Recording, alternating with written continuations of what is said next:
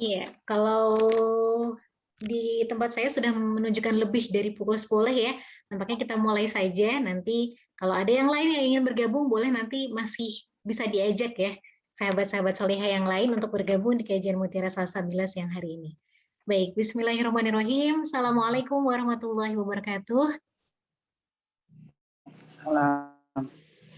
Baik, selamat siang bunda-bunda, sahabat soleha semuanya. Masih semangat siang hari ini mengikuti kajian? Kalau di Jogja, di tempat saya nampaknya sudah mulai agak mendung, tapi semoga ini tidak membendung semangat kita ya sebagai seorang muslimah, khususnya untuk terus mengupgrade diri, apalagi di hari Jumat yang berkah ini. Insya Allah kita semua berkumpul dalam ruang virtual untuk harapannya merupakan ibadah juga, supaya kita bisa belajar bersama dan insya Allah bisa kan mendapatkan banyak manfaat begitu ya dari kajian siang hari ini. Amin ya rabbal alamin.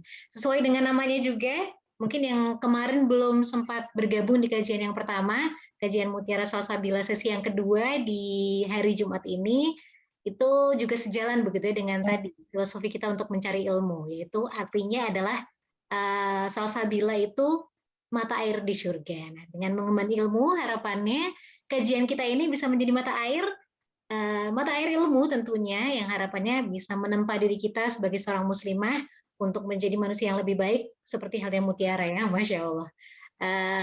Untuk itu kita juga akan memulai kajian siang hari ini tentunya pertama-tama kita ucapkan puja dan puji syukur atas kehadiran Allah Subhanahu wa taala yang telah memberikan kita rahmatnya untuk bisa hadir menyempatkan waktu untuk mengikuti kajian di siang hari ini. Kemudian juga sholawat serta salam senantiasa kita haturkan kepada junjungan kita Nabi Muhammad Sallallahu Alaihi Wasallam. Semoga syafaat beliau akan selalu tercurah kepada keluarga, sahabat, dan juga tentunya kepada kita hingga yaumil kiamah.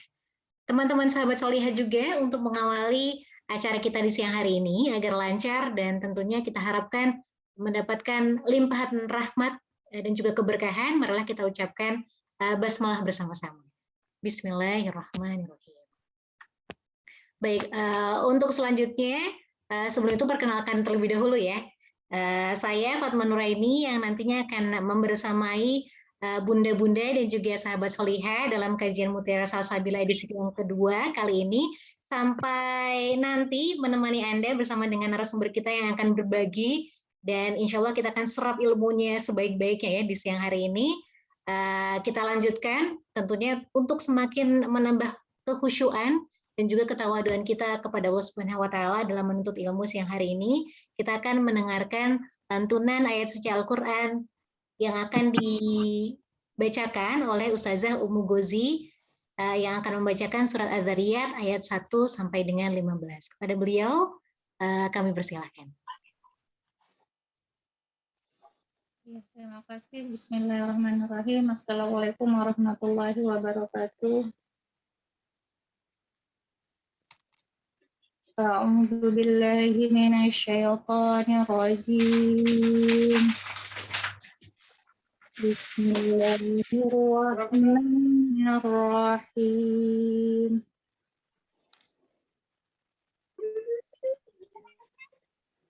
وَالذَّارِيَاتِ ذَرْوًا فَالْحَامِلَاتِ وِقْرًا فَالْجَارِيَاتِ يُسْرًا فَالْمُقَسِّمَاتِ أَمْرًا إِنَّمَا تُوعَدُونَ لَصَادِقٌ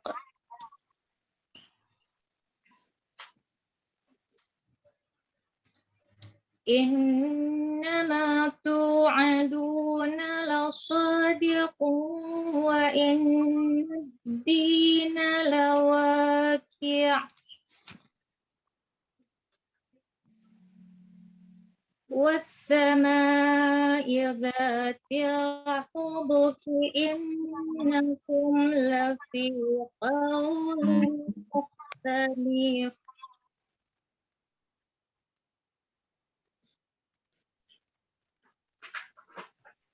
Innakum lafi qawlim mukhtalifin yu'faku anhu man ufik qutil kharrasun alladhina hum fi khamratin sahun.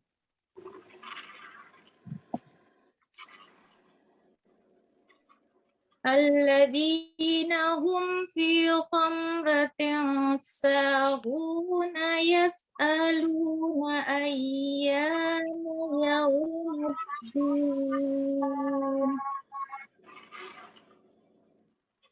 yawma hum 'alan nari yuftanuna dhuqu fitnatakum هذا الذي كنتم به تستكبرون في جنات النعيم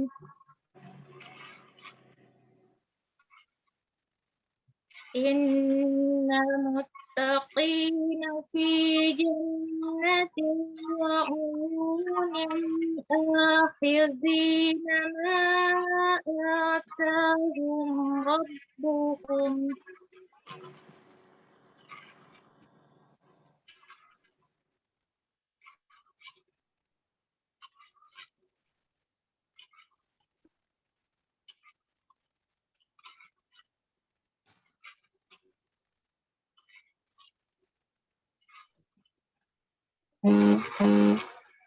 إنهم كانوا قبل ذلك محسنين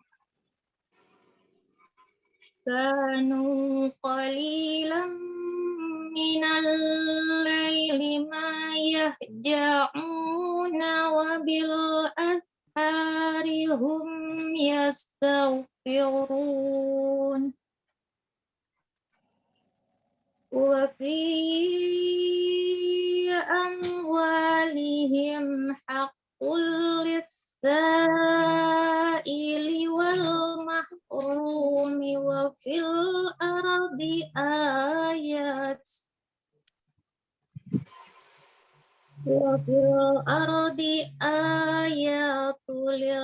للموقنين وفي أنفسكم أفلا تبصرون وفي السماء رزقكم وما توعدون Sadaqallahul azim. Dengan menyebut nama Allah yang Maha Pengasih lagi Maha Penyayang. Demi angin yang menerbangkan debu dan awan yang mengandung hujan dan kapal-kapal yang berlayar dengan mudah dan malaikat-malaikat yang membagi-bagi urusan. Sungguh, apa yang dijanjikan kepadamu pasti benar, dan sungguh hari pembalasan pasti terjadi. Demi langit yang mempunyai jalan-jalan, sungguh kamu benar-benar dalam keadaan berbeda-beda pendapat. Dipalingkan darinya Al-Quran dan Rasul, orang yang dipalingkan. Terkutuklah orang-orang yang banyak berdusta, yaitu orang-orang yang terbenam dalam kebodohan dan kelalaian. Mereka bertanya, kapankah hari pembalasan itu?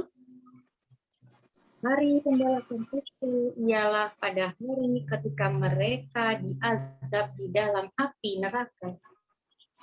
Dikatakan kepada mereka, rasakanlah azabmu ini. Inilah azab yang dahulu kamu minta agar disegerakan. Sesungguhnya orang-orang yang bertakwa berada di dalam taman-taman surga dan mata air. Mereka mengambil apa yang diberikan Tuhan kepada mereka. Sesungguhnya mereka sebelum itu di dunia adalah orang-orang yang berbuat baik. Mereka sedikit sekali tidur pada waktu malam, dan pada akhir malam mereka memohon ampun kepada Allah. Dan pada harta benda mereka ada hak untuk orang miskin yang meminta dan orang miskin yang tidak meminta. Dan di bumi terdapat tanda-tanda kebesaran Allah bagi orang-orang yang yakin, dan juga pada diri sendiri. Maka apakah kamu tidak memperhatikan? Dan di langit terdapat sebab-sebab rezekimu dan apa yang dijanjikan kepadamu. Shadaqallahul azim.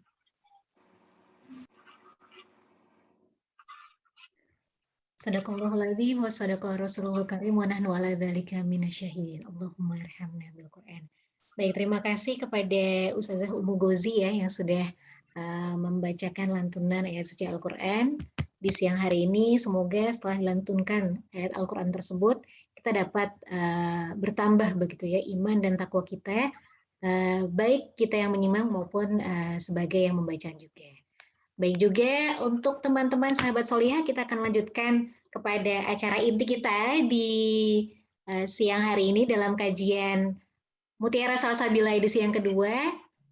Kalau teman-teman sudah lihat begitu ya posternya mungkin ya, atau juga sudah lihat share-nya, ini pasti sudah tahu nih kita akan membahas hal-hal yang sangat dekat dengan kita sebagai muslimah, apalagi begitu yang mungkin juga sekarang sedang merasakan ya dilema wanita zaman now, dunia versus akhirat. Ini untuk bunda-bunda, mungkin sebelum kita nanti menyapa narasumber kita, boleh, karena sudah lebih banyak ternyata yang bergabung di siang hari ini, ada 17 orang ya, boleh absen dulu di kolom chat, dari mana, kalau yang bukan dari Jogja, mungkin ada yang, kalau kemarin di sesi yang pertama ada yang dari Kalimantan bahkan ya, mungkin hari ini ada dari belahan dunia lain juga yang bergabung lagi bersama kita di siang hari ini untuk bersama-sama kita mengupgrade diri sebagai seorang muslimah yang mungkin sedang mengalami dilema, karena semakin berkembangnya zaman itu nampaknya tuntutan kita sebagai manusia itu semakin banyak begitu ya. Dulunya mungkin belum ada gadget, kemudian sekarang kita tertantang oleh gadget begitu ya, baik sebagai pengguna ataupun sebagai ada yang creator juga. Ini mungkin tertuntut dengan banyak hal yang kemudian barangkali untuk kita mencapai hal-hal yang ingin kita capai sebagai berbagai peran yang kita lakukan sebagai seorang muslimah begitu ya, itu nampaknya terbentur sana sini sehingga membuat kita menjadi semakin dilema begitu ya. Bagaimana sih kita bisa menyeimbangkan diri kita untuk tidak hanya mungkin secara material memikirkan kita untuk sukses di dunia saja, tapi juga tidak boleh ketinggalan tentunya kita sebagai muslimah yang bisa sukses di akhirat. Nah, gimana nih caranya untuk kita bisa, apakah bisa, pertanyaannya mungkin ya, kita untuk membalanskan atau menyeimbangkan bagaimana urusan dunia kita juga dapat, tapi tentunya tidak boleh lupa urusan akhirat, dan apakah mungkin kita sebagai muslimah malah tidak merasakan dilema. Nah, ini apakah bahaya juga? Nah, kita sapa terlebih dahulu ya narasumber kita yang sudah hadir di tengah-tengah kita semua di siang hari ini. Ada Ambudita. Ini beliau adalah seorang suhu saya mungkin ya, MC, penyiar radio juga, dan juga entertainer hijah. Kita sapa dulu. Assalamualaikum, selamat siang Ambu. Waalaikumsalam, selamat siang Mbak Fatma. Alhamdulillah, ini nyapanya dengan senyum semangat ya. Semoga senyum semangatnya ini menular ya kepada sahabat-sahabat Solihah yang juga sudah siap insya Allah menyimak kajian di siang hari ini bersama dengan Ambu. Ini juga ada nanti di sesi yang kedua akan dilanjutkan oleh Ustazah Yana. Ini beliau adalah seorang pemerhati sosial dan juga ibu dari 6 orang putra dan putri yang insya Allah solih dan solihah. Kita sapa juga ya. Assalamualaikum warahmatullahi wabarakatuh, Ustazah Yana. Waalaikumsalam warahmatullahi wabarakatuh, Mbak Fatma. Alhamdulillah, tidak kalah manis ya senyumnya oleh Ambudita ya. Karena juga tidak kalah semangatnya untuk berbagi di siang hari ini bersama dengan sahabat Solihah, bunda-bunda Solihah di kajian Mutiara Salsabila. Ini mungkin nanti di kajian yang pertama untuk sahabat Solihah semuanya kita akan menyimak kajian bagaimana dilema ya muslimah zaman now begitu. Bagaimana fakta-fakta yang mungkin dirasakan oleh kita sebagai muslimah, kemudian bagaimana kita menyadari bahwa apakah dunia ini segala-galanya, atau bagaimana kita menjadikan akhirat tetap ada dalam hati dan pikiran kita bersama dengan Ambu Dita. Kemudian nanti akan langsung dilanjutkan di sesi yang kedua bersama dengan Ustazah Yana, bagaimana kita sebagai manusia, khususnya muslimah begitu ya, yang ada di dunia, ini kita tetap bisa istiqomah untuk bisa sukses tadi ya, dunia maupun akhirat. Jadi ketika kita dibenturkan oleh dunia, lawan akhirat, ini kita bisa menyimbangkan antara keduanya. Kita langsung saja begitu ya menuju ke kajian yang pertama nanti bersama dengan Ambu Dita. Silakan Ambu, waktu dan juga tempat kami aturkan. Ya, syukron, jazakillahu khair, Mbak Fatma. Baik, bismillahirrahmanirrahim. Assalamualaikum warahmatullahi wabarakatuh. Alhamdulillahirabbil alamin, hamdan syakirin, hamdan naimin, hamdan yuwafi nikmah wa yukafi mazidah. Ya Rabbana lakal hamdu yambaghilah. Allahumma sholli ala Muhammad wa ala ali Muhammad. Rabbi sholli sadri wa yassirli amri wahlul 'uqdatam min lisani yafqahu qawli. Bismillahirrahmanirrahim. Semoga hari ini bisa saling sama-sama untuk sharing sepertinya ya. Jadi kajian hari ini bisa membawakan manfaat dan juga keberkahan tersendiri. Yang penting adalah ridha Allah Subhanahu wa taala. Dan kalau misalnya untuk sahabat solihah atau ibu bunda-bunda solihah yang yang hadir dalam kajian Mutiara Salsabila yang kedua ya berarti ini ya. Series yang kedua gitu. Hari ini berarti kita menyaksikan duet antara duet. Saya bilangnya duet karena ini benar-benar duet antara guru dan murid loh ini. Saya ditandemkan sama guru saya, Masya Allah, Ustazah Jana. Beliau ini malah justru yang menelurkan ilmunya kepada saya dan semoga saya tidak malu-maluin ya, Us. Jadi mungkin nanti karena ini adalah tadi seperti judulnya kan dilema wanita zaman now gitu ya. Kemudian kita semacam dalam tanda kutip dibenturkan dengan dunia versus akhirat. Jadi mungkin saya nanti akan lebih ke masalah dunianya sepertinya ya. Terus kemudian nanti ada ya kita akan sama-sama membuka gitu. Kita akan sama-sama membuka bahwa apa sih yang sebenarnya membuat kita ini selalu ngerasa kayak timpang gitu. Aduh, saya tuh harus begini, saya harus begini, saya harus begitu gitu kan ya. Jadi semuanya tuh kayaknya yang rudet semuanya ada di pikiran wanita. Seperti kita tahu gitu bahwa wanita itu adalah Allah berikan fitrahnya sebagai yang multitasking. Kita mempunyai kromosom lebih banyak daripada pria, sehingga kita memang mempunyai fitrahnya ya Allah berikan kepada kita, Masya Allah, kita diberikan banyak sekali poin-poin yang bisa kita kerjakan dalam waktu bersamaan. Termasuk lebih banyak kata-kata, 20.000 kata harus kita keluarkan per hari. Kalau enggak gitu, nanti mengendap. Termasuk ada hormon-hormon yang memang harus berperang nih sama diri kita. Jadi kita benar-benar harus ngalahin hormon apa? Nanti ada hormon yang menyebabkan stres, kelelahan, ada hormon kebahagiaan, ada juga hormon baper gitu loh. Nah, kalau misalnya kita sudah ketemu sama hormon yang menyebabkan baper, biasanya kita akan dihadapkan atau dibenturkan dengan yang namanya tuntutan. Nah, bicara tentang tuntutan mungkin boleh saya minta izin untuk screen ini ya, untuk share screen. Ya. Ya, mohon izin untuk bisa share screen ya.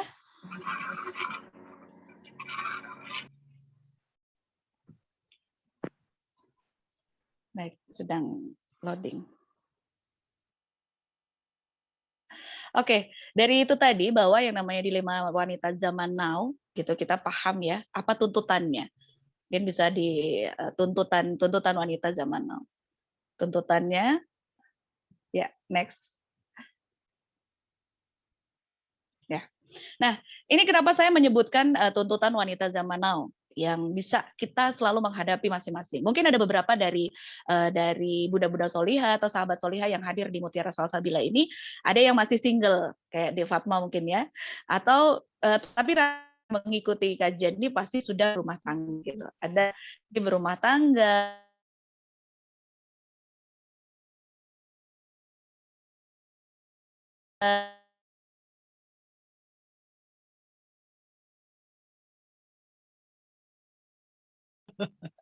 Belum, ini saya kasih tuntutan-tuntutan yang bisa membuka khasanah kita aja. Maksudnya, oh iya ya, gitu, bahwa kita punya tuntutan. Oke, yang pertama rumah tangga.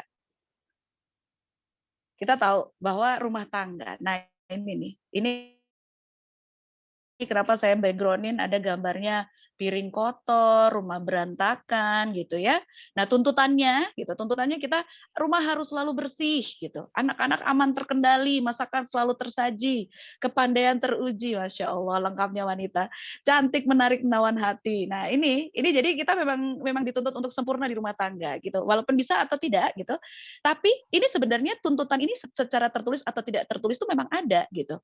Kayaknya nggak tertulis ya, rata-rata tidak tertulis karena bahwa tuntutan-tuntutan seperti ini tuh biasanya hadir karena dari diri kita sendiri yang menargetkan sesuatu, ya kan? Jadi itu yang saya bilang bahwa kita tuh berjibaku dengan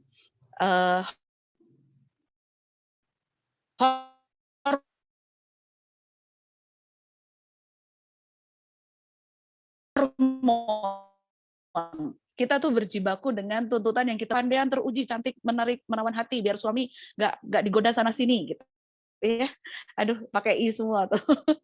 Ya, kalau sudah bicara tentang seperti itu, akhirnya apa? Kita stres sendiri, kita ngerasa ada tekanan sendiri gitu. Ini untuk mungkin yang tidak bekerja, apalagi kalau misalnya ditambah dengan bekerja. Kita ditambah dengan bekerja, itu sudah masuk ke tuntutan ekonomi. Yuk kita lihat yuk sama-sama ke tuntutan ekonomi yang berikutnya. Dari tuntutan ekonomi ini kita tahu. Nah, tuh. Yuk dipilih, ada sepatu, ada skincare gitu ya, ada tas gitu dan gaya hidup hedonisme gitu kan. Dari berbagai macam tuntutan-tuntutan yang memang ada dalam kehidupan kita selain tuntutan yang ada di rumah tangga itu, kita ditambah lagi dengan tuntutan yang ada di hati kita. Tuntutannya apa? Tuntutan ekonomi. Karena kebetulan ngapain gitu. Ya kita kan pengen tampil cantik seperti tadi kan ya. Kita pengen tampil cantik nih gitu. Asal mulainya dari mana? Yaitu tadi kita memasangkan target bahwa kita harus cantik gitu, menawan hati, menarik gitu. Biar suami nggak lirik sana sini misalnya kayak gitu. Itu kan sebenarnya walaupun suami tidak menuntut kepada kita, tapi kita merasa seperti ya Allah ini tuntut nih, saya harus langsing, saya harus mulus, cantik dan lain sebagainya.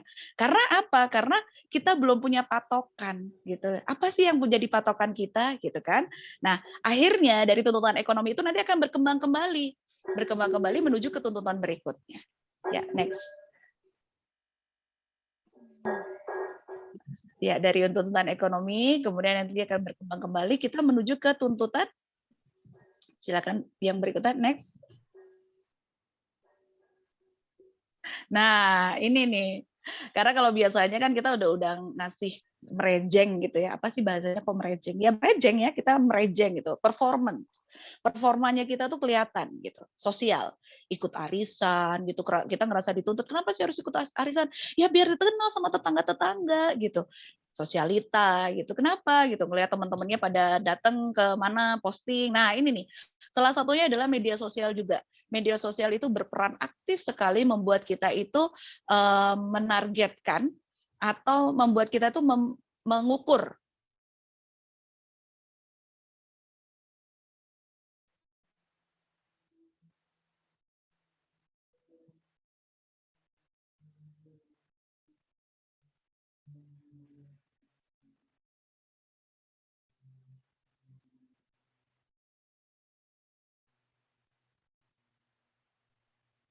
Suaranya hilang ya?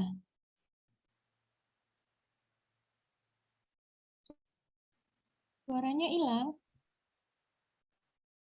Iya, ini sepertinya Bu Dita terlempar dari Zoom ini ya. Oh, ya. Baik, kita tunggu sebentar mungkin ya sambil menunggu Bu Dita untuk terhubung kembali. Terima kasih tadi ada Mbak Devi yang sudah mengingatkan ya. Sudah kembali lagi. Oh iya. Selamat datang Mbak Dita, Bu. Iya, ini Masya Allah. Jadi beginilah ya ya ini lagi salah satu dilema ketika kita mau kajian, ketika kita mau ngobrol, mau sharing sama-sama, ternyata kita memang terhambat dengan sinyal. Nggak apa-apa. Semoga deg-degannya, semoga terputus-putusnya Allah ridho ya, termasuk dimasukkan dalam pahala juga. Oke, kembali lagi. Nah itu tadi dari tuntutan-tuntutan yang tadi sudah Dita sebutkan, sudah saya sebutkan kan. Kita tadi ada ekonomi, dari rumah tangga pertamanya asalnya. Dari rumah tangga tuh kayaknya semuanya riduh gitu ya. cepet banget gitu apa-apanya gitu, kayak ekonomi gitu, saya pengennya cantik pakai skincare yang mahal, saya pengennya menarik, pengen beli sepatu, pengennya menarik, pengen beli gamis yang baru, pengen lagi menarik, saya pengen beli tas yang baru gitu ya, paling tidak nyaman dilihat misalnya kayak gitu. Kemudian akhirnya apa, masuk lagi ke tuntutan sosial. Tuntutan sosial kenapa gitu, kita harus gabung bareng sama arisan gitu. Waduh, padahal arisan sendiri saya belakangan tahu gitu, setelah ngaji ya, setelah hijrah itu saya belakangan tahu ternyata arisan hati-hati gitu. Ketika kita mengikuti arisan, dihukuminya sebenarnya mubah. Ya kan? Arisan itu kan dihukuminya sebenarnya mubah. Tapi ternyata ketika takutnya ya apa nauzubillah ya, maksudnya semoga kita pas diambil gitu, pas bukan ikut arisan gitu. Jadi kita nggak dihitung hutang. Karena ketika kita misalnya diambil meninggal, kita masih punya tanggungan arisan, kita dihitungnya adalah hutang. Sedangkan kita tahu bahwa meninggal karena syahid sekalipun, bahwa hutang pun tetap akan diperhitungkan begitu. Makanya nanti ini lagi ada tuntutan lagi sosialita tadi jalan yang tadi saya bilang ya, bahwa di media sosial gitu, media sosial itu tuh emang benar-benar boleh saya bilang dalam tanda kutip racun gitu ya. 1 menit itu kita nggak bisa membandingkan kehidupan kita dengan orang lain hanya dalam 1 menit reelsnya. Kemudian kongko, tuntutan untuk kongko, ngapain sih buat kongko gitu? Ngapain sih buat duduk-duduk biar dikira gaul gitu kan ya? Biar aku tuh emak-emak gaul walaupun anakku 5 gitu misalnya, walaupun anakku 10 gitu sekalipun. Kita tetap gaul, terus nanti mereka pada posting terus pakai apa tuh yang reels yang ngangguk-ngangguk gitu kan yang lagi tren banget, Masya Allah. Jadi kadang-kadang saya ya Allah bisa begitu. Atau mungkin hanya karena alasan pribadi yang tadi saya bilang, berjibaku dengan hormon, me time. Ya kan kalau sudah ngomongin, aduh mas aku butuh me time, yang aku tak keluar ya, mau kemana, mau butuh me time gitu. Jadi alasannya me time karena apa, tuntutan sosial itu tadi. Kemudian tuntutan yang berikutnya, ya tuntutan yang berikutnya adalah, nah ini budaya. Budaya, sebenarnya kenapa sih kita sebutkan budaya gitu? Budaya ini adalah budaya kondangan, ya kan? Budaya kondangan itu sebenarnya apa? Ketika kita menghadiri undangan yang saudara-saudara muslim kita misalnya kayak walimah gitu ya, walimatul urs gitu ya, atau undangan-undangan makan atau itu boleh. Justru malah memang diutamakan memang untuk datang gitu. Ya dengan cara-cara tidak terlepas dari hukum syar'i. Terus kemudian tilik bayi, tapi yang menjadikan budaya itu adalah apa? Kondangan, saya harus pakai baju bagus, saya harus dandan lebih dari temennya, saya harus pakai mobil datang ke sana biar mungkin khimar saya berkibar-kibar nggak kena motor, knalpot gitu ya. Ini curhat loh. Kemudian juga amplopnya gitu. Begitu buka amplop, aduh si A ngasih amplopnya 50.000, berarti besok saya ngembaliinnya segitu. Itu jadi termasuk budaya ya. Padahal kalau misalnya budaya dengan saya harus ngembaliin sekian, berarti intinya kan berarti harus jadi budaya utang lagi, ya kan? Kemudian juga tilik bayi gitu, apa sih? Kalau bahasa dari tempat saya itu namanya muyen. Nah, itu namanya apa sih ya, datang nengok bayi gitu. Boleh untuk menyambung tali silaturahim itu boleh gitu. Tapi kadang-kadang akhirnya jadi kayak tuntutan gitu. Kudu, aku pokoknya harus datang ke tempatnya dia, kemudian aku harus membawa hadiah yang besar gitu biar diposting sama dia gitu kan ya. Itu akhirnya menjadikan kita itu budaya gitu. Budaya bahwa tilik bayi itu bukan untuk cuma sekedar silaturahim mendoakan si bayi yang baru lahir, tetapi akhirnya menjadi apa? Tuh karena tuntutan itu tadi kita akhirnya menjadikan itu sebagai budaya untuk biar diposting, tuh kan, udah beda lagi niatnya. Padahal seperti kita tahu bahwa semua amalan kita itu tergantung dari niatnya.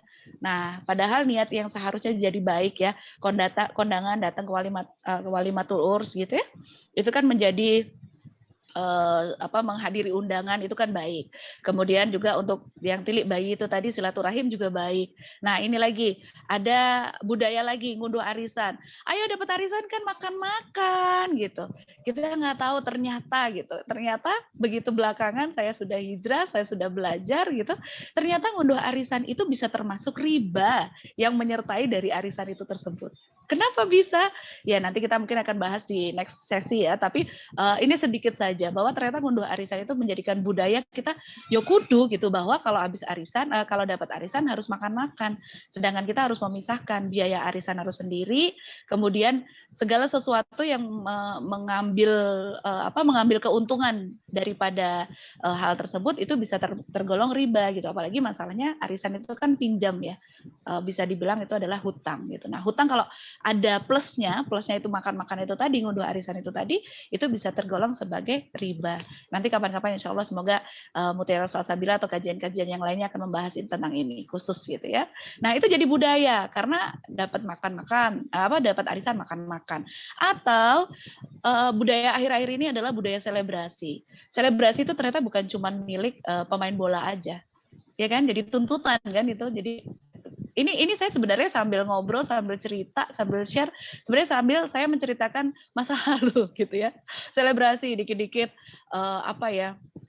happy anniversary, nggak apa-apa gitu untuk mengeratkan kembali dengannya, untuk mengeratkan kembali nggak apa-apa, nggak masalah. Tapi kalau misalnya sampai dijadikan budaya, sampai dilebih-lebihkan gitu misalnya, apalagi menyerupai dengan kegiatan orang-orang kafir gitu kan ya, itu kan berarti kan tidak boleh. Nah kadang-kadang budaya-budaya yang seperti itu harusnya nggak boleh ini dong makan segala macam. Kita kembalikan saja niatnya.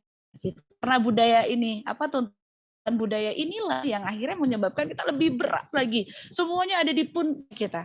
Gitu. Next monggo. Ya. Dari budaya-budaya itu kan akhirnya jadi kita berat. Iya. Ini di depan. Nah, ini yang berikutnya nih. Ini tuntutan lagi. Tuntutan yang sepertinya memang dibebankan sama pundak kita, pendidikan. Yang bekerja ya gitu. Boleh nggak sih sebenarnya ada pertanyaan. Dulu saya sempat ngeyel gitu. Sempat saya ngeyel ketika saya sebelum hijrah gitu ya. Sebelum saya hijrah saya sempat ngeyel. Kan niat saya adalah ibadah gitu. Bekerja kan juga termasuk ibadah gitu. Saya nggak tahu loh, ternyata ada skala prioritas di dalam sebuah ibadah. Ya, bekerja itu hukumnya apa? Kemudian mengurus anak hukumnya apa? Kemudian berpendidikan itu hukumnya apa? Pendidikan seperti apa yang Allah ridho itu kan semuanya juga ada ilmunya ternyata gitu. Jadi ternyata tuntutan yang selama ini kita nganggap karir kita harus melesat. Jadi kita kadang-kadang suka lupa bahwa ternyata kita ngambil ternyata di bidang riba gitu ya. Bidang riba itu apa? Misalnya masih di perbankan, misalnya kayak gitu. Atau di bidang yang lain, misalnya leasing gitu ya. Ya Allah, semoga diberikan kemudahan yang masih bertahan di pekerjaan-pekerjaan tersebut. Kemudian prestis, wah gitu. Wah, selamat ya, congratulations dapat S2, S3, S4 dan lain sebagainya gitu ya. Aduh, selamat ya kuliahnya bisa di Oxford gitu kan. Kemarin sempat ada ya selebriti yang digadang-gadang gitu. Itu sempat bikin karena apa ya? Saya memang dari dulu tuh emang sempat yang saya tuh harus pendidikannya harus lebih gitu. Dulu saya pernah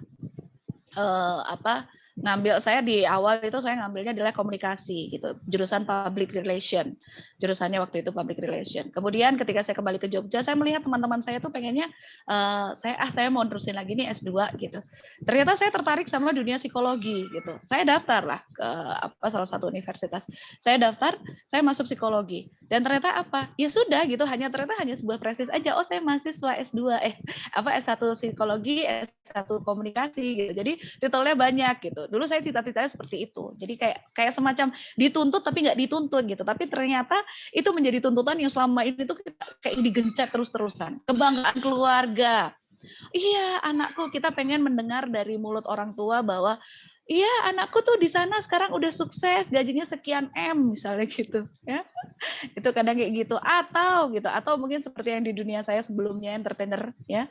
Di dunia entertainer mungkin seperti kita tahu di atas panggung itu kan kita harus terlihat benar-benar perfect. Ada lemak dikit aja jadi perbahasan. Ya kan? Ada lemak dikit aja jadi pembahasan sampai lama. MC-nya lemu gitu.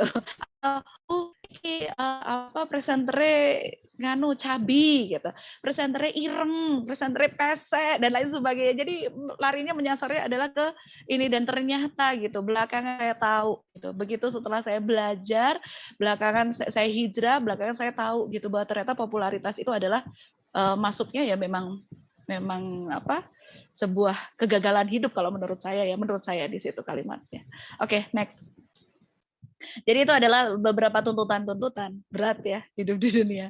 Iya, karena apa? Karena kita menuntut gitu. Karena kita merasa tertuntut. Entah itu tuntutan dari dalam diri sendiri, entah itu tuntutan dari luar. Yang tadi seperti kita sebutkan kan, dari dunia sosial saja kita punya teman. Karena apa? Fitrahnya manusia memang kita harus bersosial. Tapi dengan siapa? gitu. Nah, ketika kita misalnya jurusannya salah nih, jurusannya salah, kita memilih teman-teman yang sosialnya ya luar biasa gitu. Terus kemudian kita merasa harus mereka gitu. Kita harus mengikuti alur mereka gitu.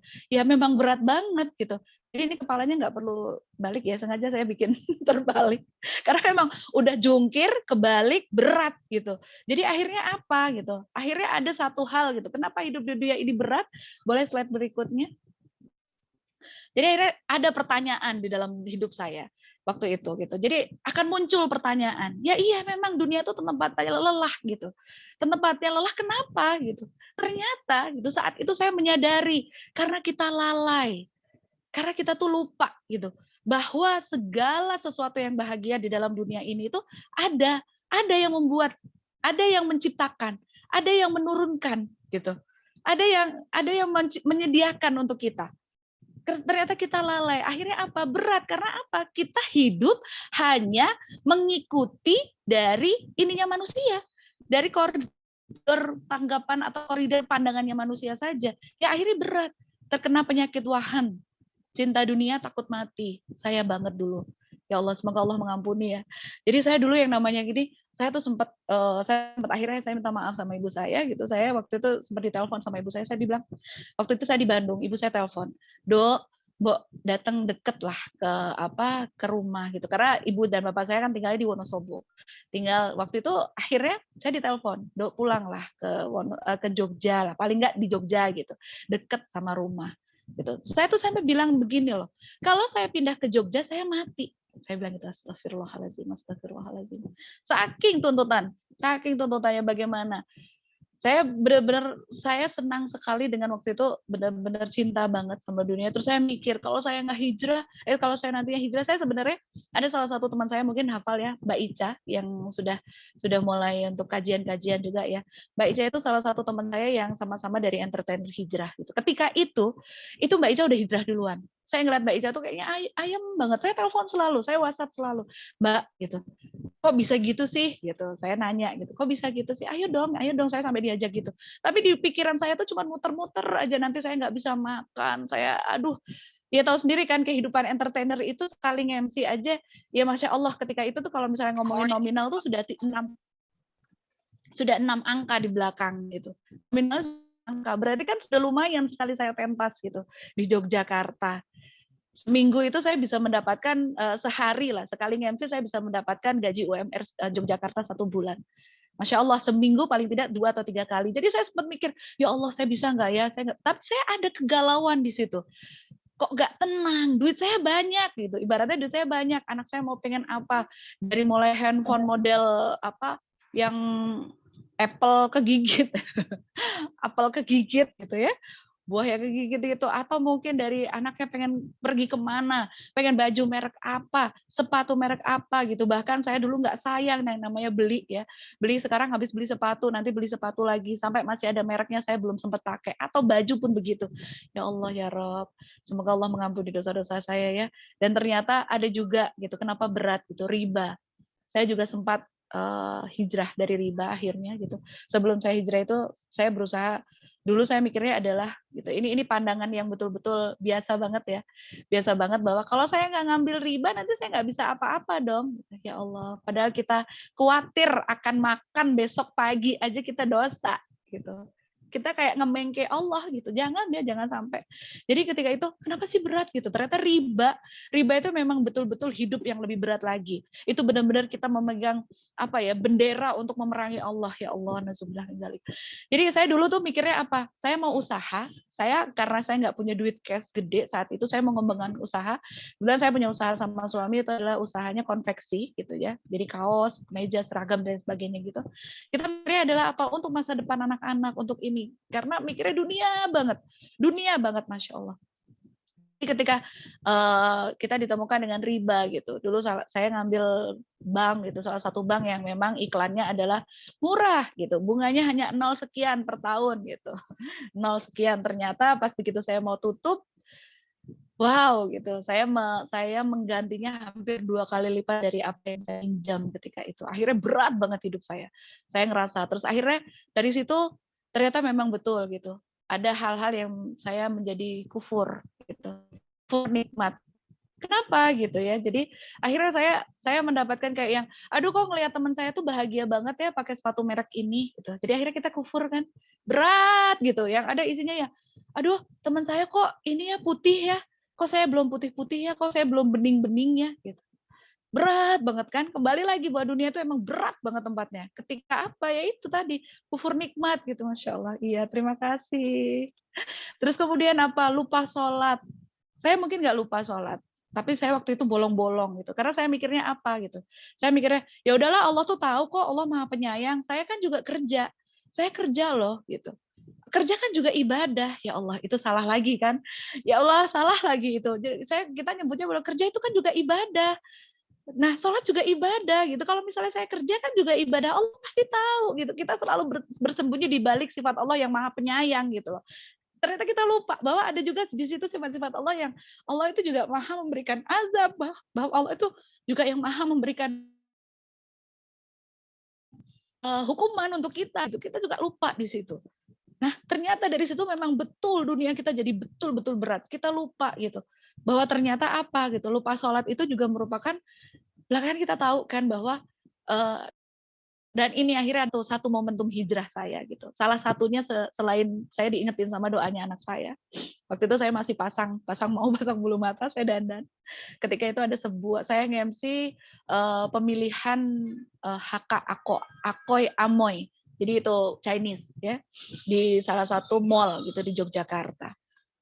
Itu HK Akoy Amoy itu saya dandan dari rumah, karena saya biasa dandan dari rumah. Ketika saya mau pasang bulu mata tuh kala itu, anak saya tiba-tiba ngeliatin aja dari mulai dasar saya pasang foundation dan lain sebagainya, saya ngeliatin gitu. Ngeliatin, kenapa apa terus saya nanya begitu saya mau pasang bulu mata itu saya nanya mana Lantang kenapa, anak saya namanya Lantang. Lantang kenapa sih nak gitu. Kok ngeliatin Ambu terus kayak gitu. Terus dia langsung cuman ngucapin gini. Aku berdoa, aku mau berdoa sama Allah gitu. Semoga Allah menyediakan pekerjaan yang memperbolehkan Ambu menggunakan jilbab. Itu saya benar-benar kayak dipanah saat itu, jeruk. Gitu. Saya benar-benar saya ngerasanya ya Allah gitu. Ternyata anak saya selama ini memperhatikan saya gitu. Sedangkan saya sibuk dengan tuntutan-tuntutan dunia yang menurut saya itu adalah saya harus ngejar gitu. Capek banget saya kayaknya hidupnya. Gitu kan.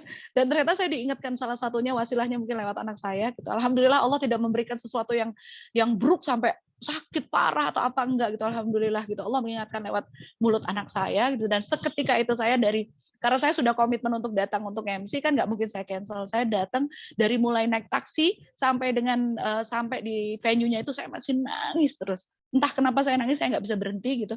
Saya hanya mikir ya Allah ternyata anak saya memikirkan saya untuk berjilbab. Ternyata anak saya memikirkan saya untuk berjilbab dan saya lupa gitu.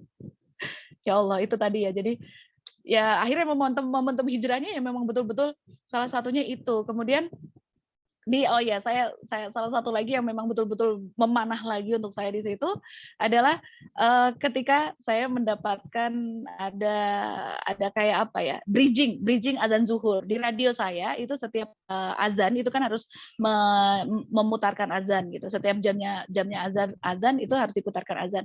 Sebelumnya ada bridging, saya siaran itu zuhur, bridgingnya beda-beda. Di awal itu ada bridging gini, yang pertama kali diperhitungkan adalah sholatnya. Jika baik sholatnya, baik pula amalnya. Jika buruk sholatnya, buruk pula amalnya. Nah, itu di situ saya tuh seketika itu saya muterin azan. Padahal saya siaran radio dari tahun 2008 di Yogyakarta, di radio yang sampai sekarang saya masih ini. Itu saya siaran radio, saya nggak pernah dengar kata-kata itu. Saya nggak pernah dengerin dengan seksama, dan itu tiba-tiba. Itu kayak bertubi-tubi itu saya diingetin. Pertama diingetin sama Mbak Ica, saya masih belum ingat gitu ya. Terus saya habis itu diingetin beberapa teman-teman, ayo toh Pak ngaji, melu, oh sibuk gitu. Saya kalau ditanyain, ayo toh melu ngaji, aduh ribet, anakku lagi inilah, anakku mau sekolah, mau les dan lain sebagainya. Saya kalau diajakin ngaji selalu begitu dulu. Jadi akhirnya saya kayak ingetin gitu. Habis itu anak saya yang mulai ngingetin. Kemudian habis itu saya diingetin lagi dengan yang tadi sebelum azan itu, bridging sebelum azan gitu. Jadi kayak sebuah momentum hijrah betul-betul gitu. Dan saya ngerasa ya Allah gitu, itu memang saya harus harus nyebrang gitu. Saya harus meninggalkan gitu. Meninggalkan dunia yang selama ini menurut saya banyak sekali tuntutannya, dan inilah yang menjadikan dilema gitu. Betul nggak sih gitu? Betul nggak sih kalau misalnya kita menyertakan Allah dalam setiap langkah kita ini, kita akan betul-betul bisa lebih tenang, kita akan betul-betul bisa lebih nyaman hidup kita gitu kan. Nah, inilah yang membuat salah satu momentum hijrah saya, ya benar, dunia tuh memang tempatnya lelah gitu. Ya karena apa gitu? Karena kita sedekah di dunia, sholat di dunia, lagi sibuk kerja, lagi serius gitu depan komputer gitu ya. Tiba-tiba azan, Allahu Akbar gitu. Ya kita harus berhenti, kemudian kita ambil wudhu, kita sholat. Itu kan capek banget ya gitu kalau misalnya gitu kita masih memikirkan saya lah gaweannya sih gitu. Karena apa? Ternyata ada skala prioritas yang memang harus kita ini kan gitu, kita harus utamakan gitu. Nah, bagaimana caranya gitu. Nah, itu tadi akhirnya saya hijrah menyertakan Allah dalam setiap langkah. Saya pertama kali yang saya hijrah adalah riba dulu, saya hijrah riba. Setelah itu baru saya hijrah karena keputusan untuk langsung berkerudung atau langsung berkerudung menutup aurat itu agak sulit untuk saya saat itu gitu. Berberat buat saya itu berat karena ya tahu sendiri kan ya, dunia entertainment itu sekalinya kita tutup langsung kayak dulu ya, bayangan saya adalah kayak langsung ditutup gitu rezekinya. Saya lupa bahwa rezeki itu Allah yang kasih. Astagfirullahaladzim. Semoga Allah memaafkan saya. Nah, kemudian dari situ baru saya hijrah secara ini ya, dari kerudung gitu kan, mulai berkerudung. Pertama kerudungnya masih uwel-uwel gitu ya, dengan berbagai tutorial yang saya pelajari gitu. Ada yang bisa pakai peci dan lain sebagainya gitu. Kemudian saya beralih lagi, masih galau saat itu gitu. Kegalauan itu tuh tuntutan-tuntutan yang akhirnya saya ngaji nggak ya? Datang ke majelis taklim nggak ya? Diajak sama teman saya ngaji nggak ya gitu? Bener nggak ya kayak gini gitu? Jadi saya akhirnya kayak yang, aduh nanti kalau misalnya kayak dia, saya terpatok, saya harus ngaji terus. Saya terpatok, nanti saya kapan MC-nya kalau saya ngaji terus? Nanti kapan saya ngurusin anaknya kalau saya ngaji terus? Jadi saya kayak membenturkan diri sendiri gitu, mendilemakan diri sendiri sebenarnya. Tapi ternyata apa gitu? Ketika kita menyertakan Allah, kita akan paham gitu. Akhirnya apa? Saya nyebrang lah, meninggalkan sesuatu yang buruk gitu menurut Allah, saya menuju ke yang baik menurut Allah. Selama ini menurut saya adalah hanya baik saja, cukup jadi orang baik saja, udah cukup. Nah, dari situlah kita menuju ke hijrah gitu. Oke, next untuk ini. Dari situlah kita menuju hijrahnya itu. Kenapa sih akhirnya saya memutuskan hijrah gitu? Ya itu tadi, dari saya mulai banyak sekali tuntutan-tuntutan itu, saya akhirnya bertanya gitu, buat apa sih saya hidup gitu? Sebenarnya kita dari mana gitu? Selama ini kan saya berislam itu tahunya kan karena ibu saya Islam, bapak saya Islam, saya keturunannya Islam semua. Walaupun di keluarga ayah saya memang multi. Karena nenek saya sebelumnya kejawen, tapi alhamdulillah sebelum meninggal beliau sudah mualaf gitu. Nah, jadi memang multi. Saya tinggal di keluarga ayah gitu. Di situ banyak agamanya gitu. Jadi banyak agamanya termasuk dengan yang ada kejawen, ada yang non muslim dan lain sebagainya gitu. Nah, tapi saya tetap keturunan. Ternyata dari kita berasal. Selama kita tahunya ya dari Allah gitu. Ya kan? Tapi kita nggak pernah membuka itu semua. Di mana? Terus kemudian kita foto saya hidup. Kalau saya ngejar popularitas, insya Allah saya udah dapet gitu. Mau dapat berapa sih gitu? Mau dapat uang berapa sih kalau saya di atas panggung tampil dengan siapa? Dari mulai keraton Yogyakarta, rajanya keraton Jogja, rajanya keraton Solo, kemudian rajanya keraton di Kalimantan sana, presiden Indonesia, kemudian keturunan dari Diponegoro, semua sudah saya pernah MC dan ketemu sama beliau mereka semua pernah gitu. Apalagi yang saya cari gitu?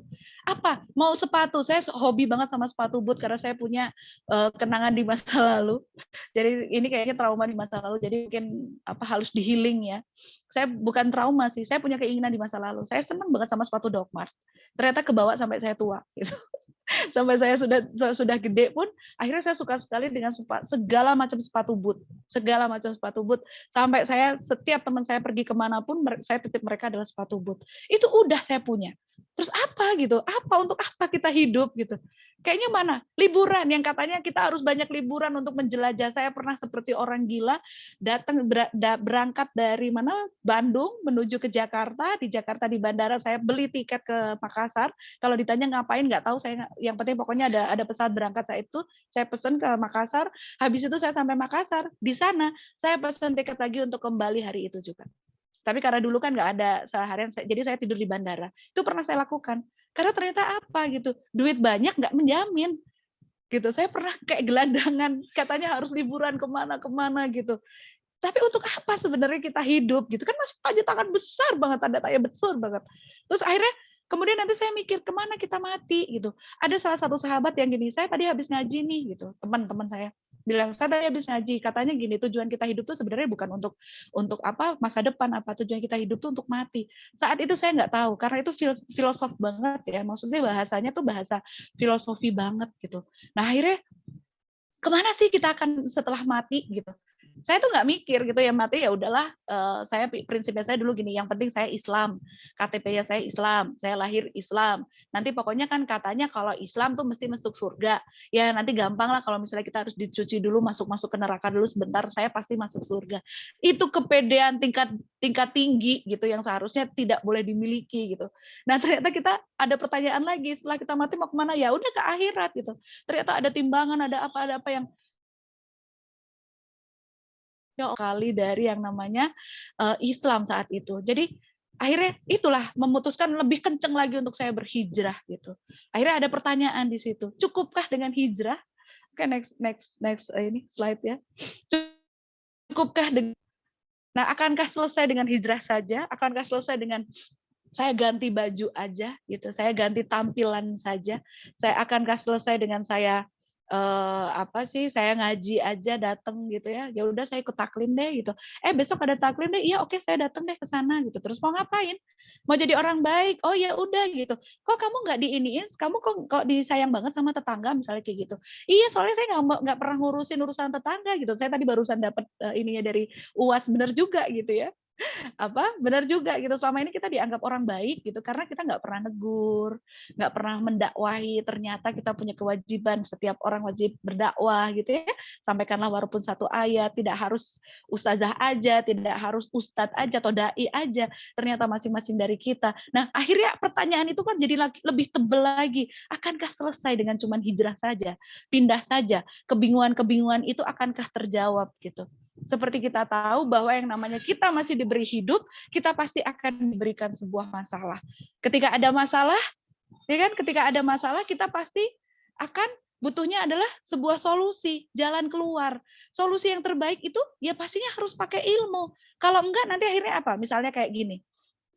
Kayak saya yang sebelumnya. Ya udahlah, saya kan sholatnya bolong-bolong, tapi kan Allah tahu kalau saya ibadah, kerja kan juga termasuk ibadah gitu. Jadi saya kayak nyampur adukin gitu, jadi gado-gado. Nggak jelas itu yang mana harus diduluin, mana yang makruh, mana yang haram, mana yang mubah gitu kan. Jadi nggak jelas gitu. Nah itu, akankah selesai hanya dengan hijrah saja? Nah, itu tadi kembali lagi bahwa hidup itu penuh masalah itu butuhnya adalah solusi, dan solusi itu adalah butuhnya ilmu.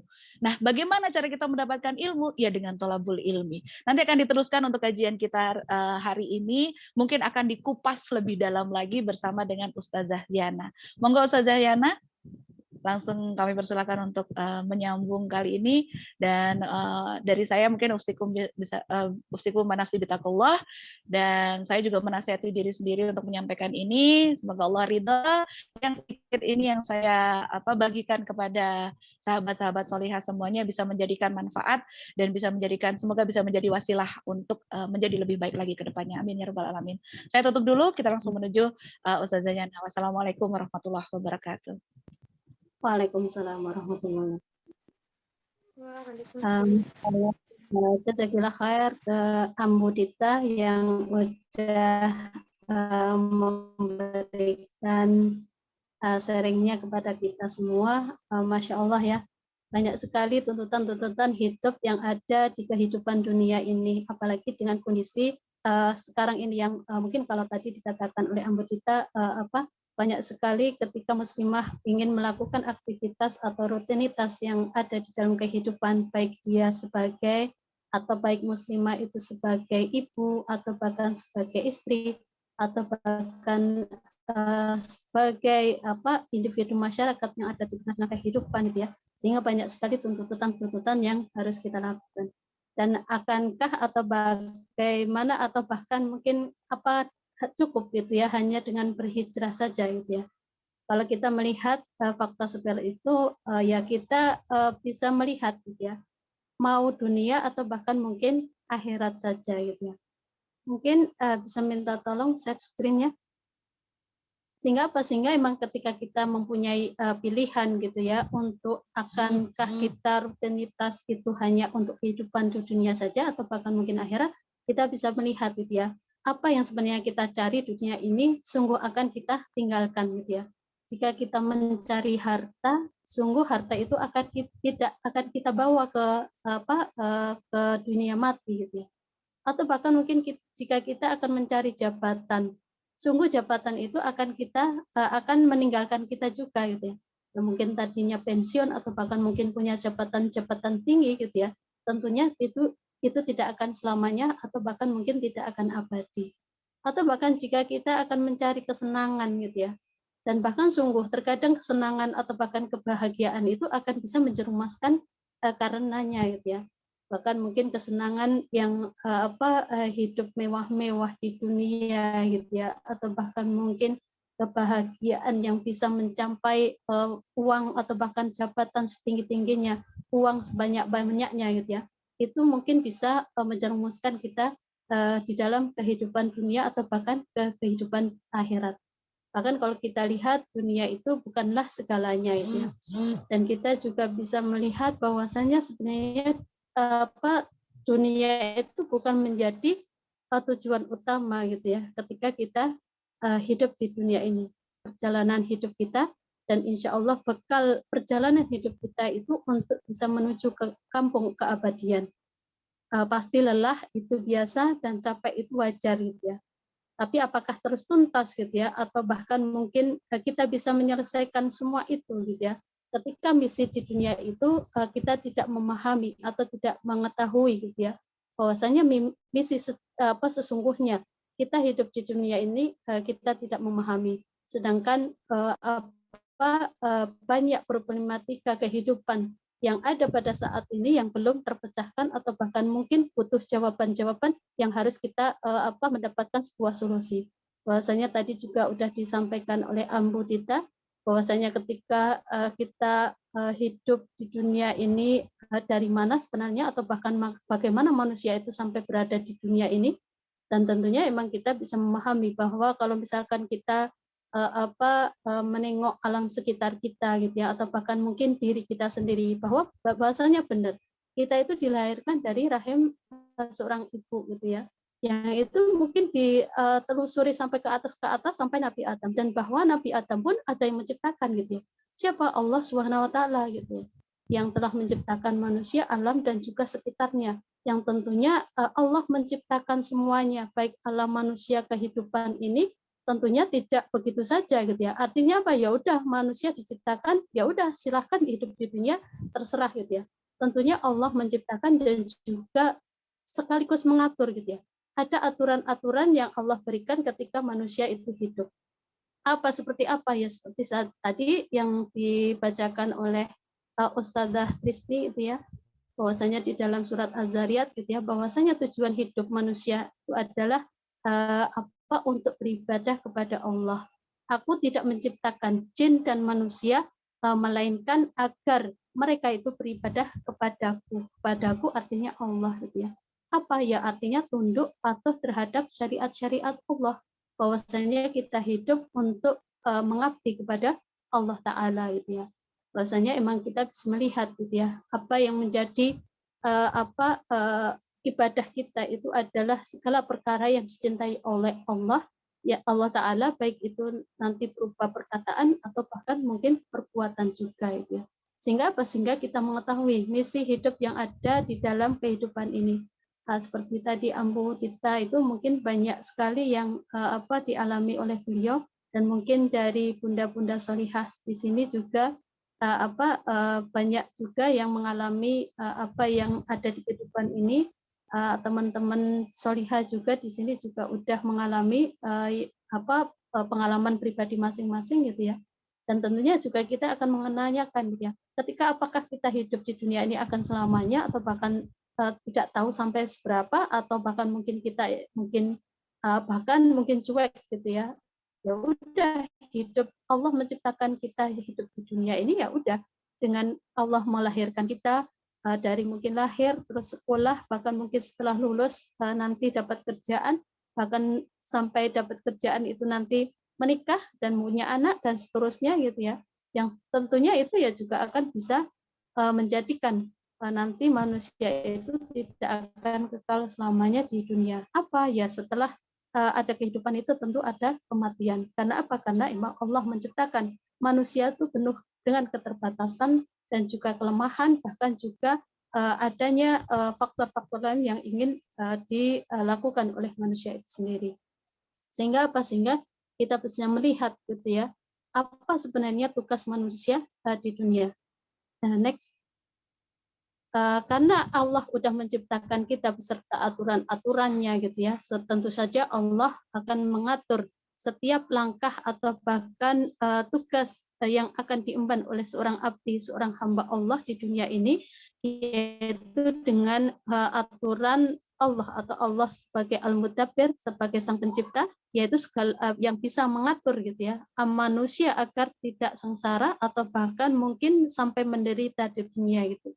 Karena mungkin udah saking banyaknya materi yang ada, kebahagiaan udah bisa diraih gitu ya. Tentu ada kebimbangan atau bahkan mungkin perasaan-perasaan yang emang ada sesuatu hal yang kurang di dalam diri manusia itu. Sehingga apa? Sehingga emang kita harus mengetahui gitu ya. Sebagaimana halnya bagaimana sih hubungan kita sama Allah gitu ya. Ketika kita di hadapan Allah seperti apa gitu ya, bahwasanya ketika kita beribadah tentunya hubungan kita dengan Allah itu adalah salah satunya adalah merupakan ibadah, yang ibadah itu adalah merupakan hal yang fitri dalam diri manusia. Karena apa? Karena ini merupakan manifestasi dari naluri yang ada pada diri manusia, yaitu naluri beragama atau naluri tadayun gitu ya, yang itu udah hal yang sangat tinggi sekali pada diri manusia ketika ingin mensucikan sesuatu dari yang lebih dari kita. Karena apa? Karena manusia itu terbatas, lemah itu tadi gitu ya. Sehingga memang butuh yang lain, butuh yang lebih dari manusia itu sendiri, yaitu siapa? Al-Mudabbir atau Al-Khaliq itu tadi, yang menciptakan dan juga sekaligus mengatur hidup manusia di dunia ini gitu ya. Sehingga apa? Sehingga kita tetap selamat di dunia, bahkan juga nanti kita akan selamat di akhirat, yaitu terkait dengan ibadah, baik itu terkait dengan sholat kita gitu ya, puasa kita gitu ya, atau bahkan mungkin ibadah-ibadah yang lain, tentunya yang itu berhubungan langsung dengan Allah. Dan tentunya emang Allah juga memberikan aturan-aturan sendiri gitu ya, ketika kita beribadah dengan Allah. Karena apa? Allah yang mengetahui makhluknya, Allah yang mengetahui manusia. Ketika Allah menciptakan manusia, tentunya Allah juga mengetahui apa yang harus dilakukan oleh manusia ketika dia mengemban tugas hidup di dunia itu sebagai Abdullah atau hambanya Allah gitu ya.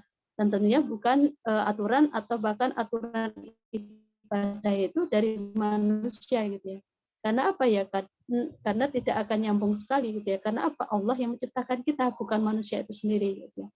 Dan tentunya kita juga akan mengetahui bahwasanya kita bukan hanya hidup sendiri gitu ya di dunia, atau bahkan hubungan kita sama Allah itu tentunya kita juga mengetahui gitu ya, untuk bisa mengatur diri kita sendiri itu seperti apa gitu ya. Kalau tadi Ambu Dita menyampaikan bahwasanya ketika kita sudah merubah atau bahkan udah hijrah dalam diri kita itu dengan menutup kepala kita dengan himar, menutup badan kita dengan jilbab ya. Tentunya emang itu adalah merupakan hubungan kita terkait dengan Allah dalam diri sendiri itu, terutama dengan pakaian kita. Gimana muslimah itu ketika keluar rumah gitu ya, Allah juga mengaturnya gitu ya. Gimana kita seorang muslimah itu ketika hidup di di luar atau di kehidupan umum gitu ya, berinteraksi dengan lawan jenis itu seperti apa, itu tentunya juga Allah mengaturnya gitu ya.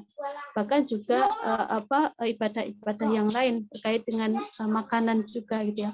kenapa Allah memberikan makanan bahwasanya babi itu adalah haram gitu ya. Ketika Allah memerintahkan itu, ketika kita memahami ya kita harus meninggalkannya atau menjauhinya gitu ya atas larangan-larangan itu. Sehingga sehingga kita mengetahui hubungan kita dengan Allah itu sendiri harus ada aturan yang memang kita bisa mengetahui gitu ya bagaimana kita akan melakukan perbuatan kita itu dengan yang seharusnya, terutama dengan urusan pribadi kita itu ya. Atau bahkan banyak, Masya Allah itu ya, ketika kita hidup di dunia juga akan berhubungan dengan satu dengan yang lainnya, yaitu yang banyak kita lakukan adalah terkait dengan muamalah atau interaksi-interaksi dengan orang lain gitu ya.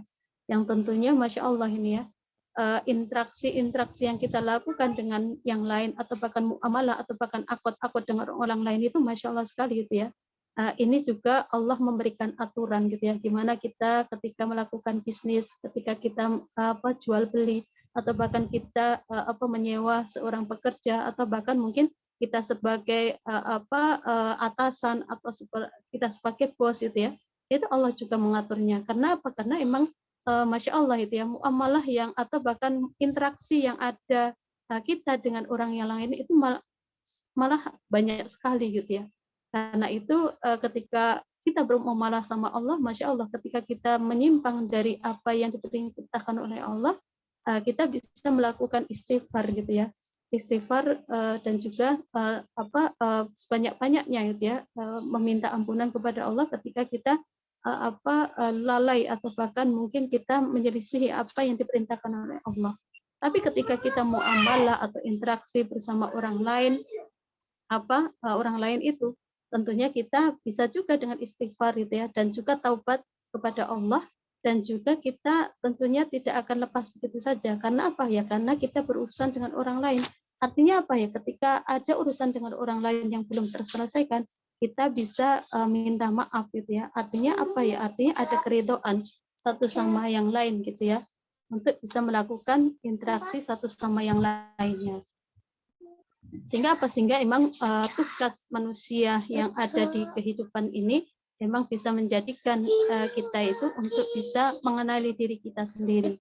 Bahkan ada Imam Ibnu Qayyim Al-Jauziyah menyampaikan itu ya, barang siapa yang mengenali dirinya sendiri, niscaya dia itu akan sibuk memperbaiki dirinya sendiri, dan bahkan dia tidak akan peduli dengan aib orang lain. Dan sebaliknya gitu ya, dan barang siapa ketika dia itu mengenali Rabb-nya, mengenali Tuhannya gitu ya, niscaya dia akan sibuk beribadah untuk Rabb-nya gitu ya, bahkan tidak akan peduli dengan hawa nafsu yang ada pada diri manusia. Afwan sebentar, Bunda-bunda salihah, sahabat salihah, sebentar ya.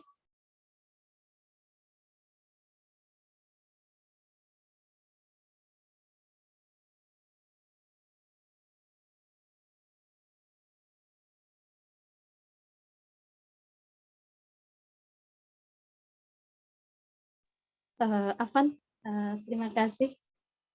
Alhamdulillah, bunda-bunda soleha dan juga jamaah yang ada di Mutara Salsabila ini, sungguh emang ketika kita mengetahui tugas atau bahkan misi ketika Allah menciptakan manusia di dunia ini, sungguh akan menjadikan ibadah kita itu sepenuhnya, atau bahkan mungkin kita bisa menjadikan ibadah kita itu sebagai manifestasi terhadap apa yang Allah berikan kepada kita gitu ya. Untuk ibadah total atau bahkan sampai 100% itu kita melakukan apa yang diperintahkan oleh Allah dan juga apa yang menjadi larangan Allah itu benar-benar kita jauhi gitu ya. Dalam rangka apa ya? Dalam rangka untuk ketaatan kepada Allah Subhanahu wa taala. Jangan sampai kita melakukan menyelisihi apa yang diperintahkan oleh Allah dan juga apa yang dilarang oleh Allah. Karena apa? Karena emang ketika kita menyelisihi itu ya, kita tentunya akan mendapat balasan juga gitu ya. Jadi emang ketika kita melakukan ibadah dalam rangka untuk taat ibadah kepada Allah, kita juga mengetahui bahwasanya emang kebahagiaan semua yang diraih dengan cara mentaatinya, ya, mentaati Allah, bahkan juga keuntungan semuanya itu dengan cara bermuamalah dengan Allah, gitu ya. Allah, masya Allah, ketika kita bermuamalah sama Allah itu, Allah akan memberikan balasan kita itu adalah surganya Allah, gitu ya. Sehingga apa? Sehingga emang ketika kita bermuamalah dengan Allah itu ya, bahkan atau ujian, cobaan gitu ya, bahkan semua bencana yang Allah berikan kepada kita itu tentu saja bisa saja merupakan akibat dari apa yang kita lakukan, yaitu suatu kemaksiatan kepada Allah gitu ya.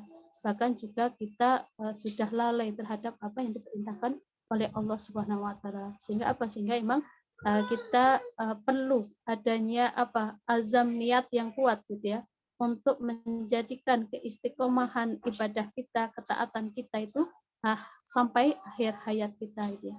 Kalau kita melihat apa yang ada di dalam istilah istiqomah itu banyak gitu ya. Kadang orang-orang itu mengucapkan apa istiqomah, istiqomah. Apa sih sebenarnya istiqomah itu ya? Memang kalau kita lihat apa yang ada di dalam istiqomah itu artinya itu adalah kan berdiri tegak lurus gitu ya. Atau kalau kita bisa melihat di dalam Kamus Besar Bahasa Indonesia itu istiqomah itu adalah bahwasanya secara bahasa itu ya, tetap berada di jalan yang lurus dan juga konsisten dengan kebaikan gitu ya. Artinya apa ya? Kita terus-menerus dalam kebaikan itu tanpa kita ingin membelok atau bahkan mungkin kita ingin keluar dari apa yang udah kita jalani gitu ya, yaitu kita kembali kepada Allah gitu ya. Sehingga apa? Sehingga itu menjadikan kita itu akan tetap selalu konsisten terhadap apa yang udah kita lakukan, terutama untuk kita beribadah kepada Allah. Dan bahwasanya kita juga bisa melihat apa yang diriwayatkan oleh Ibunda Aisyah radhiyallahu anha gitu ya, bahwasanya Rasulullah SAW pernah bersabda gitu ya, ahabul a'mali ilallahi ta'ala adwamuha wa inna qalla. Sesungguhnya apa? Aku menjadi amalan yang paling dicintai oleh Allah Ta'ala itu adalah amalan yang kontinu walaupun itu qalla, walaupun itu sedikit. Artinya apa? Meskipun kita melakukan sedikit demi sedikit itu ya, itu justru yang dicintai oleh Allah Subhanahu wa taala. Karena apa? Kekonsistenan kita, kontinuitas kita untuk melakukan ibadah atau amalan-amalan yang itu tentunya hanya untuk Allah gitu ya. Sehingga apa? Meskipun mungkin dikit kita lakukan tiap hari gitu ya. Mungkin kita dikir meskipun mungkin dikit gitu ya, tapi kita lakukan tiap hari, itulah justru yang dicintai oleh Allah Subhanahu wa taala gitu ya. Sehingga apa? Sehingga emang menjadi pilihan gitu ya. Ketika dunia atau bahkan akhirat yang akan kita lakukan atau bingung gitu ya, ketika kita melakukan aktivitas gitu ya, untuk bisa pilih yang mana terlebih dahulu gitu ya, mungkin apa bisa gitu ya dikerjakan semua, baik itu urusan dunia atau bahkan mungkin akhirat gitu ya. Ya tentunya tadi juga disampaikan oleh Ambu Dita gitu ya, bahwasanya emang ada skala prioritas gitu ya terhadap amal atau perbuatan yang kita lakukan, baik kita sebagai individu, masyarakat, baik sebagai istri atau bahkan sebagai ibu rumah tangga gitu ya. Mana yang wajib, mana yang haram, mana yang sunnah, atau bahkan yang mana yang makruh, atau bahkan yang mubah itu yang mana gitu ya.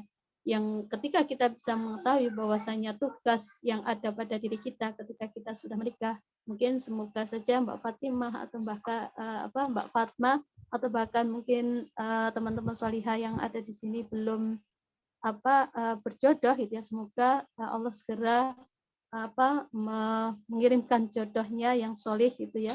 Tentunya yang ibu bunda-bunda solih yang di sini tentunya ya juga udah mempunyai kewajiban terhadap apa yang menjadi kewajiban kita, yaitu sebagai ibu dan juga pengatur rumah tangga itu ya. Karena apa? Karena kita juga udah mempunyai amanah, yaitu anak-anak kita gitu ya, yang tentunya juga itu menjadi kewajiban kita untuk diprioritaskan gitu ya, untuk bisa menjaga amanah itu dengan baik. Dan tentunya ketika kita sebagai pengatur rumah tangga, tentunya amanah itu atau bahkan pertanggungjawaban itu di hadapan Allah juga, yang itu akan bisa menjadikan prioritas yang akan kita lakukan terhadap kewajiban-kewajiban kita itu tentunya ada pahala atau imbalan tersendiri itu ya. Dan tentunya juga ketika kita bandingkan dengan kewajiban menuntut ilmu juga gitu ya, kita sibuk atau bahkan mungkin tadi juga disampaikan oleh Ambu Tita bahwasanya apalagi kita punya profesi yang lebih gitu ya, kita sebagai pegawai atau bahkan mungkin kita sebagai direktur gitu ya, itu kan punya peran lebih. Artinya apa ya? Artinya juga menjadi prioritas yang mana yang harus dilakukan gitu ya. Ketika kita juga punya kewajiban untuk mencari ilmu gitu ya. Karena apa? Karena dengan ilmu hidup itu akan menjadi mudah dan dengan agama hidup itu akan menjadi terarah. Artinya apa ya? Artinya kita akan mengupayakan untuk bisa melakukan skala prioritas perbuatan kita itu tentunya mengetahui mana yang wajib, mana yang sunnah, atau bahkan mungkin mana yang mubah juga itu ya. Karena apa? Karena kita mengetahui bahwasanya Allah Subhanahu wa taala telah memerintahkan kepada kita setiap muslim itu untuk menuntut ilmu, itu adalah sebuah kewajiban gitu ya. Talabul ilmi fardhatun ala kulli muslim. Telah diwajibkan kepada setiap muslim itu untuk menuntut ilmu gitu ya. Artinya apa? Ketika kita melakukan kewajiban ini tentunya ada pahala sendiri, dan sebaliknya ketika kita lalai atau bahkan mungkin banyak urusan yang kita lakukan dan kita lalai untuk menuntut ilmu ini gitu ya, tentunya kita juga akan mendapat ithmun atau dosa sendiri gitu ya. Sehingga tentunya kita pahami ketika kita tidak melakukan itu ya berarti kita udah menyelisihi juga apa yang diperintahkan oleh Allah. Apa lalai untuk melakukan kewajiban kita untuk thalabul ilmi gitu ya. Sehingga memang kita harus mengupayakan gitu ya untuk bagaimana cara atau bahkan mungkin wasilah-wasilah sarana-sarana apa yang bisa menghantarkan kita untuk bisa memenuhi tolak atau tuntutan Allah untuk mencari ilmu itu tadi ya. Dan Masya Allah kalau kita lihat di kondisi pandemi ini banyak sekali gitu ya pengajian-pengajian atau bahkan mungkin forum-forum kajian itu di medsos itu tersebar di mana-mana gitu ya. Kita mau milih yang mana gitu ya, semuanya ada. Bahkan mungkin kalau kita dari bangun tidur sampai mau tidur itu semua jadwal itu udah ada semua gitu ya. Baik mungkin dari fikihnya, ibadahnya, akidahnya itu ya, atau bahkan sampai kita untuk bisa mengurusi sebuah negara, masyarakat itu ada semua gitu ya, kajian-kajiannya. Sehingga emang mungkin kita akan termudahkan gitu ya, atau sarana kita itu sudah dimudahkan oleh Allah gitu ya untuk bisa memenuhi tuntutan untuk mencari ilmu itu gitu ya. Sehingga ya niat kita kembalikan kepada niat kita gitu ya, bahwasanya emang niat kita adalah untuk menunaikan apa yang diperintahkan oleh Allah, dan tentunya emang itu semata-mata untuk Allah gitu ya.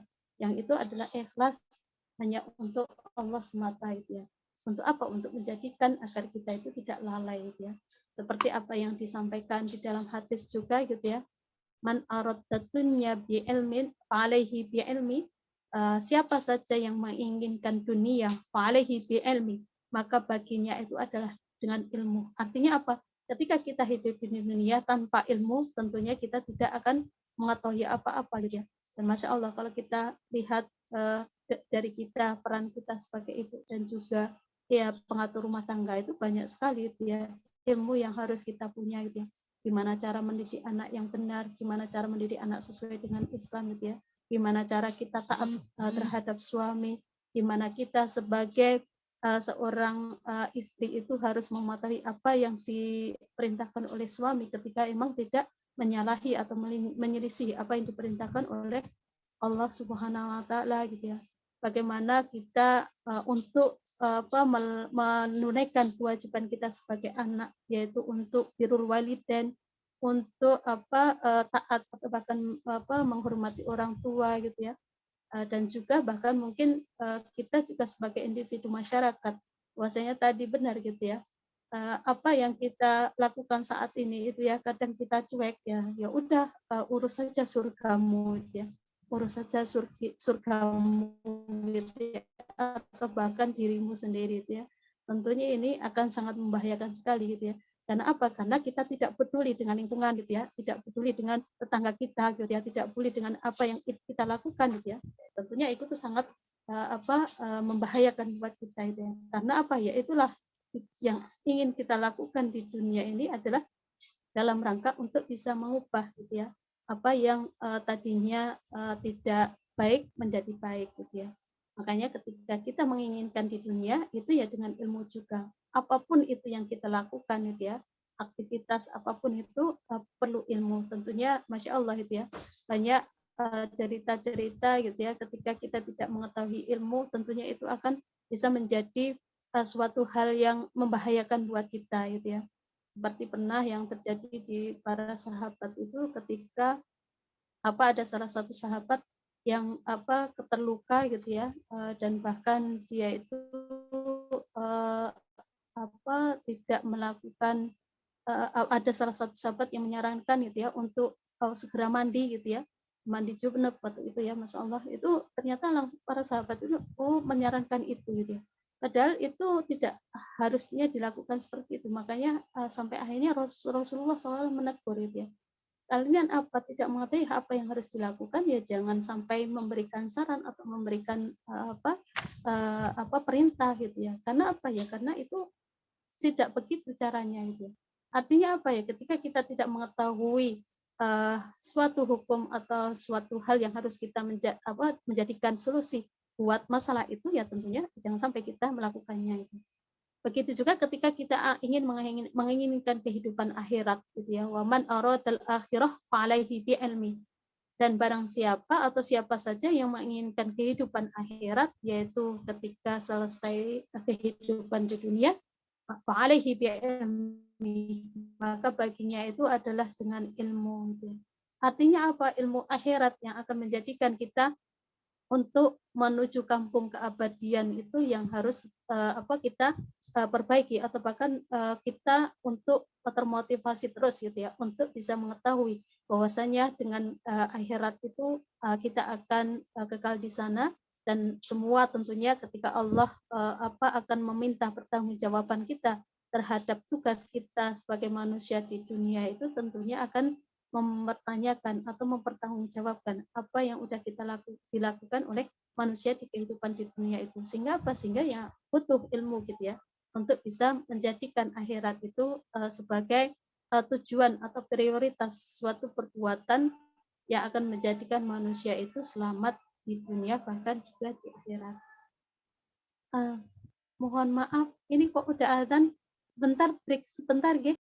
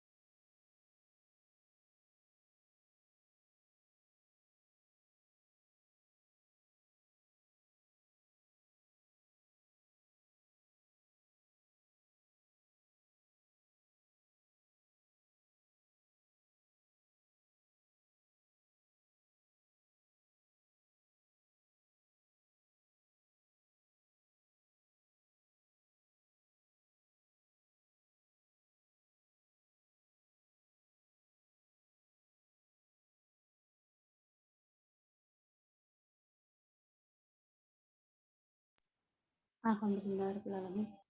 Semoga sahabat solihah dan juga bunda-bunda solihah yang menjadi jamaah Mutiara Salsabila siang ini, semoga senantiasa dirahmati oleh Allah.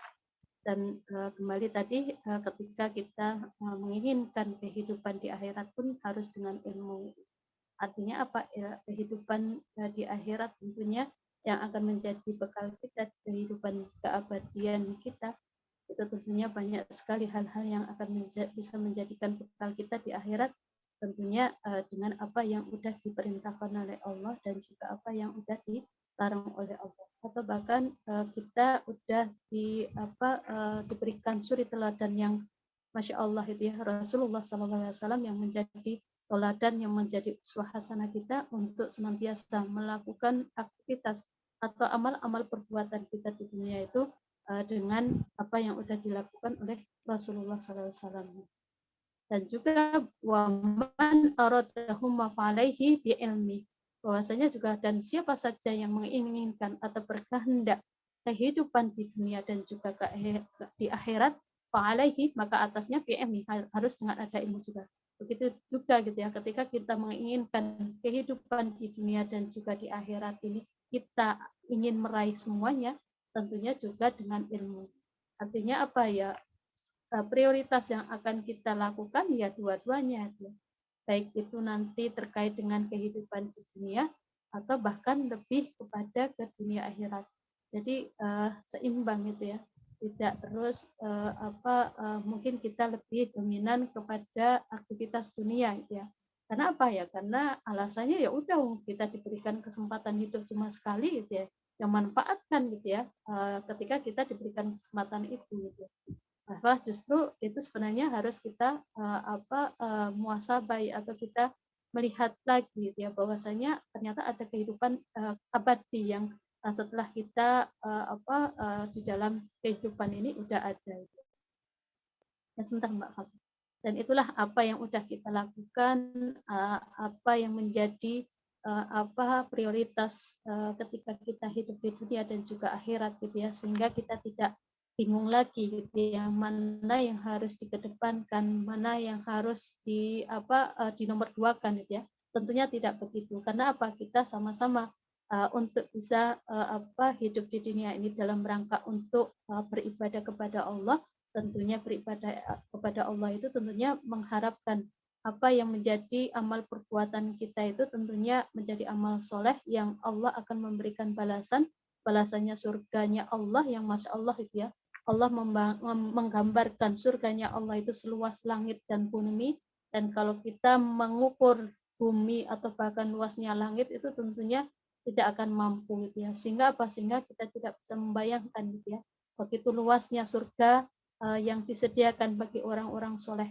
Bahkan Allah sendiri berfirman dalam surat Al-Ansyar gitu ya, Allah sendiri telah bersumpah di dalam surat Al-Asr itu ya, demi waktu siapa saja yang tidak akan mengalami kerugian usron itu ya, siapa, kecuali orang-orang yang beramal soleh dan juga beramal ma'ruf nahi mungkar atau mengingatkan dalam kebaikan dan juga mengingatkan dalam kesabaran. Tentunya apa ya, tentunya kita akan bisa menjadikan keluarga kita, masyarakat kita, atau bahkan mungkin negara kita itu akan senantiasa melakukan perbaikan untuk saling mengingatkan dalam kebaikan dan juga dalam hal kemungkaran.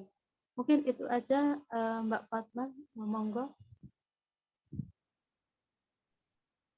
Baik, alhamdulillah. Kurang lebihnya Siap, Ustazah Yana. Terima kasih banyak atas pemaparannya. Tadi kalau kata Mbak Dita, duet maut yang sudah kita simak ya di jelang sore hari ini antara Mbak Dita tadi yang sudah memaparkan bagaimana salah satunya juga ada kisah hijrahnya beliau begitu ya, struggle-nya beliau, kemudian bagaimana tadi juga kita disampaikan lanjutannya dari pertanyaan besar yang disampaikan juga oleh Mbak Dita kepada kita, apakah hijrah saja cukup begitu? Kemudian sudah dijawab juga oleh Ustazah Yana secara lengkap begitu ya, bagaimana kita ternyata tidak hanya cukup kemudian mungkin hijrah secara tampilannya saja, tapi juga harus sadar diri, harus mengetahui diri ke dalam diri kita, begitu siapa kita, dari mana kita, kemana kita akan berasal, kemudian juga tadi tugas-tugas kita sebagai manusia, beribadah, taat, dan juga istiqomah. Nah, ini juga kita saat ini sudah masuk di sesi tanya jawab begitu ya. Untuk sahabat bunda-bunda solihah semuanya yang tadi sudah mungkin memikirkan pertanyaan begitu, sudah timbul pertanyaan dari mungkin ketika menyimak pemaparan dari Ambudita, kemudian juga Ustazah Yana, boleh langsung dibuka mikrofonnya, silahkan sebutkan nama, kemudian daerah domisilinya di mana, begitu ya, atau boleh kalau masih malu-malu untuk langsung begitu ya menanyakan dengan bertanya langsung, boleh melalui chat begitu ya, ditulis di chat, di kolom chat ini untuk menanyakan, jangan lupa juga sertakan tadi perkenalkan dari mana begitu ya, kemudian dengan sahabat soleh siapa yang bertanya. Boleh silakan. Mungkin dibuka 2 pertanyaan terlebih dahulu nanti ya, boleh pertanyaan untuk Ambudita, boleh pertanyaan untuk Ustazah Yana, boleh pertanyaan juga untuk keduanya ya, karena tadi seperti yang disampaikan ini duet maut yang Masya Allah, semoga tadi juga disampaikan oleh Ustazah Yana, ketika kita ingin mengenal diri kita sendiri, ingin mendapatkan dunia, itu dengan ilmu, kemudian juga jika kita ingin mendapatkan akhirat, juga dengan ilmu, jika ingin mendapatkan keduanya juga dengan ilmu. Semoga kajian Mutiara Salsabila ini juga bisa menjadi sarana untuk kita semua mendapatkan ilmu dengan tujuan tadi ya, untuk menjadi manusia yang bertanggung jawab kepada dirinya, bahkan bisa memberikan solusi atas masalah-masalah yang mungkin menyebabkan dilema bagi kita sebagai seorang muslimah. Monggo silahkan bagi Bunda Solihah tadi mungkin yang dari tuntutan-tuntutan yang juga mungkin selama ini sudah dirasakan ya oleh bunda-bunda dan juga sahabat solihah semuanya pasti banyak ini tadi kalau kata Ambudita tadi ada kalau sebagai seorang istri begitu ya di rumah pasti ada banyak sekali tuntutan-tuntutan yang bikin pusing juga, belum tuntutan sosialnya, belum tuntutan bagaimana budaya kita begitu ya yang selama ini mungkin sudah mendarah daging sehingga susah sekali rasanya untuk kita ubah begitu ya. Boleh diceritakan bagaimana mungkin ada juga sahabat solihah yang punya pengalaman hijrah seperti Ambudita, boleh juga ya sambil diceritakan nanti boleh langsung dibuka mikrofonnya untuk bertanya atau ditulis di kolom chat. Begitu.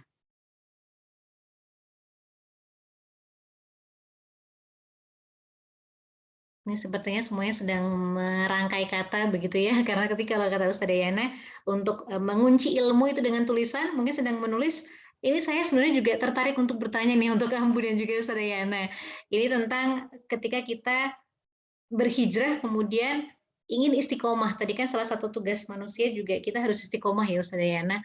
Kadang-kadang kalau saya merasa itu habis ikut kajian ini rasanya menggebu-gebu gitu, semangat untuk meningkatkan ibadah begitu. Sebelum kajian juga rasanya semangat gitu ya, apalagi habis kajian, habis dengerin Ambu, habis dengerin Ustazah Yana, itu rasanya kayak, wah senang banget nih habis ini, mau ini, mau itu. Nah tapi kadang-kadang itu cuma pas habis kajian aja gitu Ambu sama Ustazah. Jadi semangatnya tuh cuma sebentar gitu, nggak sampai long lasting sampai nanti-nanti tuh semangat tuh kadang-kadang kayak, aduh kok susah ya, cuma pas kajian aja nih. Mohon tipsnya Ambu dan juga Ustazah Yana, gimana sih caranya biar kita tuh bisa istiqomah terus untuk bisa menjaga semangat, untuk bisa terus-menerus kita tuh apa ya, semangat ibadahnya, semangat untuk bisa tadi ya, memberikan prioritas yang benar begitu, itu tuh bisa kita bawa terus sampai nanti-nanti.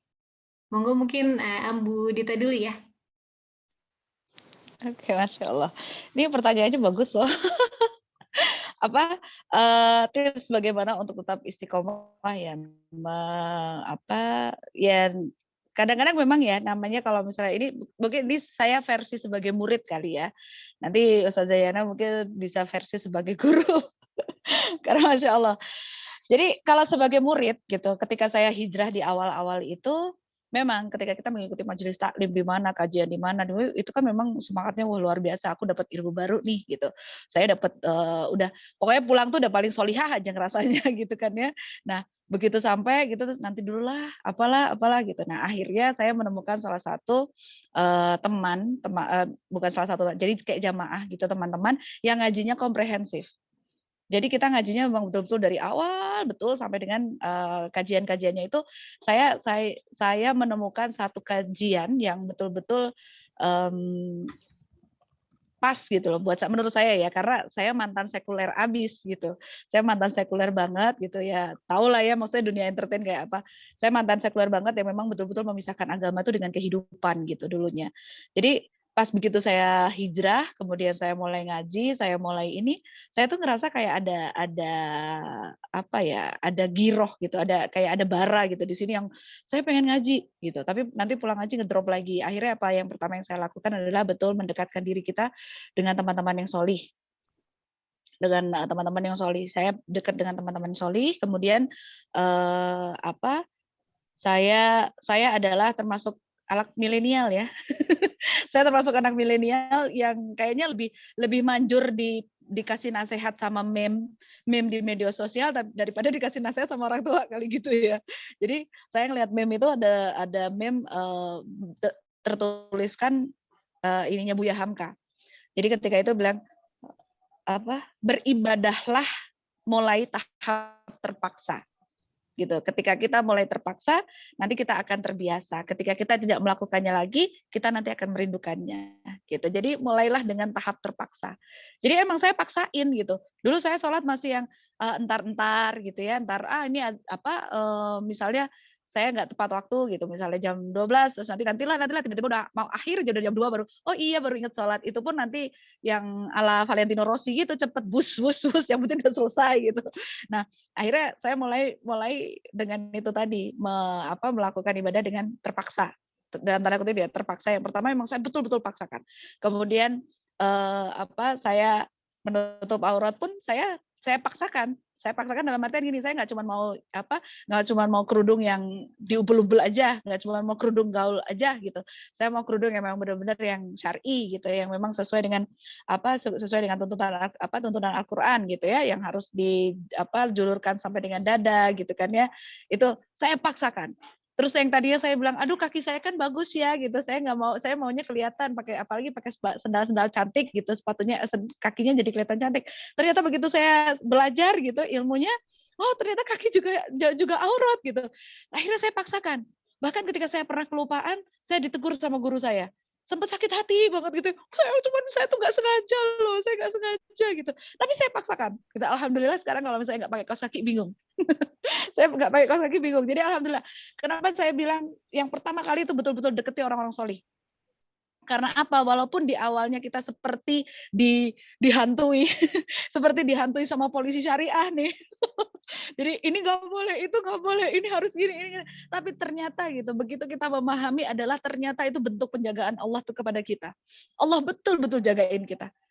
Jadi saya akhirnya gini, oh iya begitu saya keluar, ya saya harus pakai syar'i, saya harus pakai kaos kaki, saya lengkap. Suami saya sampai ngeliatin, oh berarti ini ngajinya bagus nih gitu. Ngajinya bagus nih, yang tadinya saya masih tren gitu ya, pakai legging gitu, terus kemudian pakai ini masih pakai hore gitu. Menurut saya udah nutup aurat dulu gitu. Ternyata belum gitu. Harus longgar, jilbab itu seperti apa? Belajar akhirnya kan tadi menuntut ilmu syar'i. Jadi longgar, jilbab, ternyata apa? Saya baru tahu jilbab tuh asal katanya jalabib gitu. Berarti terowongan. Jadi harus satu gitu, one piece gitu. One Piece. Ini satu guru saya lagi gitu, guru saya yang satunya lagi yang bilang, ya nggak bisa ditawar, harus begitu katanya. Oh iya gitu. Tadi saya, aduh berat banget, saya pengennya masih gaya, masih trendy. Saya mantan MC loh gitu. Saya mantan MC kodian gitu kan, mikirnya kayak gitu dulu gitu. Tapi ternyata oh ya sudah gitu, bismillah gitu. Saya melakukan ibadah dimulai dengan tahap terpaksa dulu. Saya betul-betul paksakan. Begitu terpaksa akhirnya saya terbiasa. Begitu saya terbiasa akhirnya saya sudah tidak bisa lagi kebiasaan itu akhirnya menjadi kebiasaan saya yang tidak bisa saya tinggalkan. Jadi akhirnya saya begitu keluar, nah mulai begitu sudah terbiasa akhirnya kita bisa memulai dengan bismillah karena Allah gitu. Jadi kita memulainya dari situ kalau saya sih. Karena yaitu sekuler akut dulunya gitu. Terus kalau yang pertama itu teman-teman mendekati teman-teman solih atau orang-orang solih, makanya saya sayang banget sama guru-guru saya, Masya Allah, semoga Allah memberikan pahala amal jariah untuk ustazah-ustazah yang bersama dengan saya, Mbak Inggar, Ustazah Yana, yang ada di sini, Masya Allah. Terus kemudian juga yang kedua itu tadi tahap terpaksa. Kemudian yang ketiga, saya mengikuti sebuah kajian, gitu. Kajian itu komprehensif. Jadi saya ngajinya itu paham gitu, mulai dari awal. Saya memutuskan untuk saya betul-betul berislam benar-benar. Saya Islam dari kecil, dari lahir jebrol diadanin saya Islam. Tapi saya memutuskan betul-betul bahwa saya adalah Islam itu 3 tahun belakangan ini.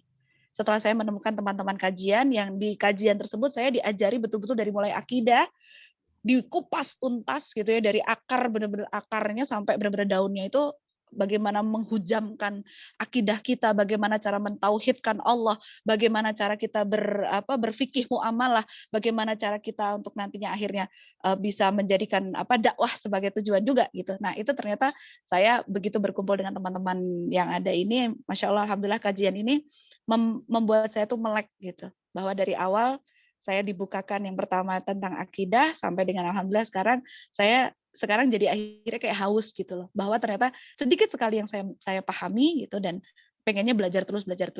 Insya Allah nanti kalau misalnya itu sudah 3 itu dulu deh gitu, nanti insya Allah bakalan terus-terusan kita dilindungi dan selalu mengusahakan untuk lurus. Insya Allah juga akan memberikan kelurusan untuk kita. Begitu Mbak Fatma. Semoga menjawab. Amin. Wah, Masya Allah. Terima kasih Ambu nih. Sangat menjawab sebenarnya. Semoga tapi tinggal tadi ya dipaksa. Jadinya terpaksa kemudian nanti bisa terbiasa seperti Ambu. Amin. Semoga saya bisa menyusul jejak Ambu nanti. Dan juga sahabat solihah semua. Ada tambahan juga mungkin dari Ustazah Yana?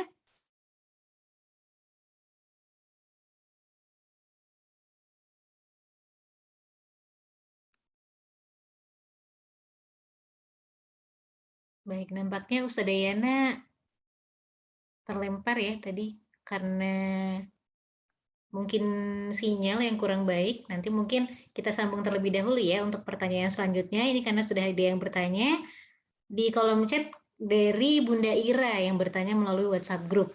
Ini bertanya Ambu dan juga Ustazah Yana, mungkin nanti kalau sudah bergabung, bagaimana posisi wanita dengan ilmu? Ini skala prioritas wanita itu apakah adalah rumah begitu? Dan pertanyaan selanjutnya, apakah Islam melarang wanita untuk memiliki pendidikan yang tinggi? Dan bagaimana seorang ibu mendidik anak jika tidak memiliki ilmu? Monggo Ambu Dita untuk menjawab terlebih dahulu ya, sambil menunggu Ustazah Yana untuk bergabung lagi. Oke, bismillahirrahmanirrahim. Saya coba jawab ya. Tadi pertanyaan. Sudah bergabung ya Ustazah Yana? Atau belum? Oke, bismillahirrahmanirrahim. Saya mencoba menjawab, nanti mungkin bisa ditambahkan sama Ustazah Inggar yang sudah bergabung juga ada. Terus nanti silahkan ditambah. Tadi apa pertanyaan? Saya lupa. Saya baca dulu deh. Pertanyaan bagaimana posisi wanita dengan ilmu, kemudian skala prioritas. Kemudian skala prioritas wanita adalah di rumah. Apakah Islam melarang wanita untuk memiliki pendidikan tinggi dan bagaimana seorang ibu mendidik anak jika tidak memiliki ilmu? Masya Allah, pertanyaannya langsung 4 ya. Saya jawab yang ini dulu deh. Yang bagaimana posisi wanita dengan ilmu. Oke. Ini sepertinya akan menjawab pertanyaan yang kedua juga. Skala prioritas wanita adalah di rumah.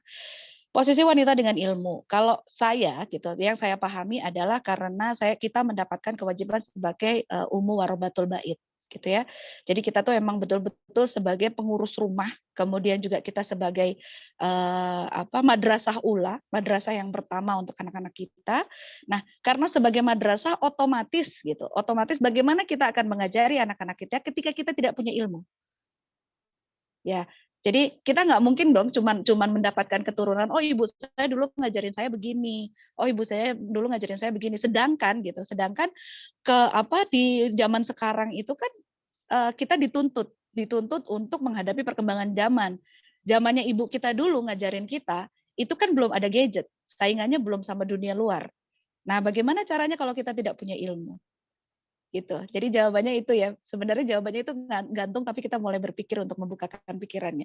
Jadi maksudnya kita mulai memikirkan itu gitu. Jadi bagaimana kalau kita akan mengajari seseorang sedangkan kita tidak berilmu? Bagaimana kita akan menjadi seorang madrasah ula? Bagaimana kita akan menjadi seorang sekolahan gitu? Kita akan menjadi sekolahan tanpa ilmu. Kita nyekolahin anak kita untuk ini pastinya ada gurunya. Gurunya itu pasti punya ilmu.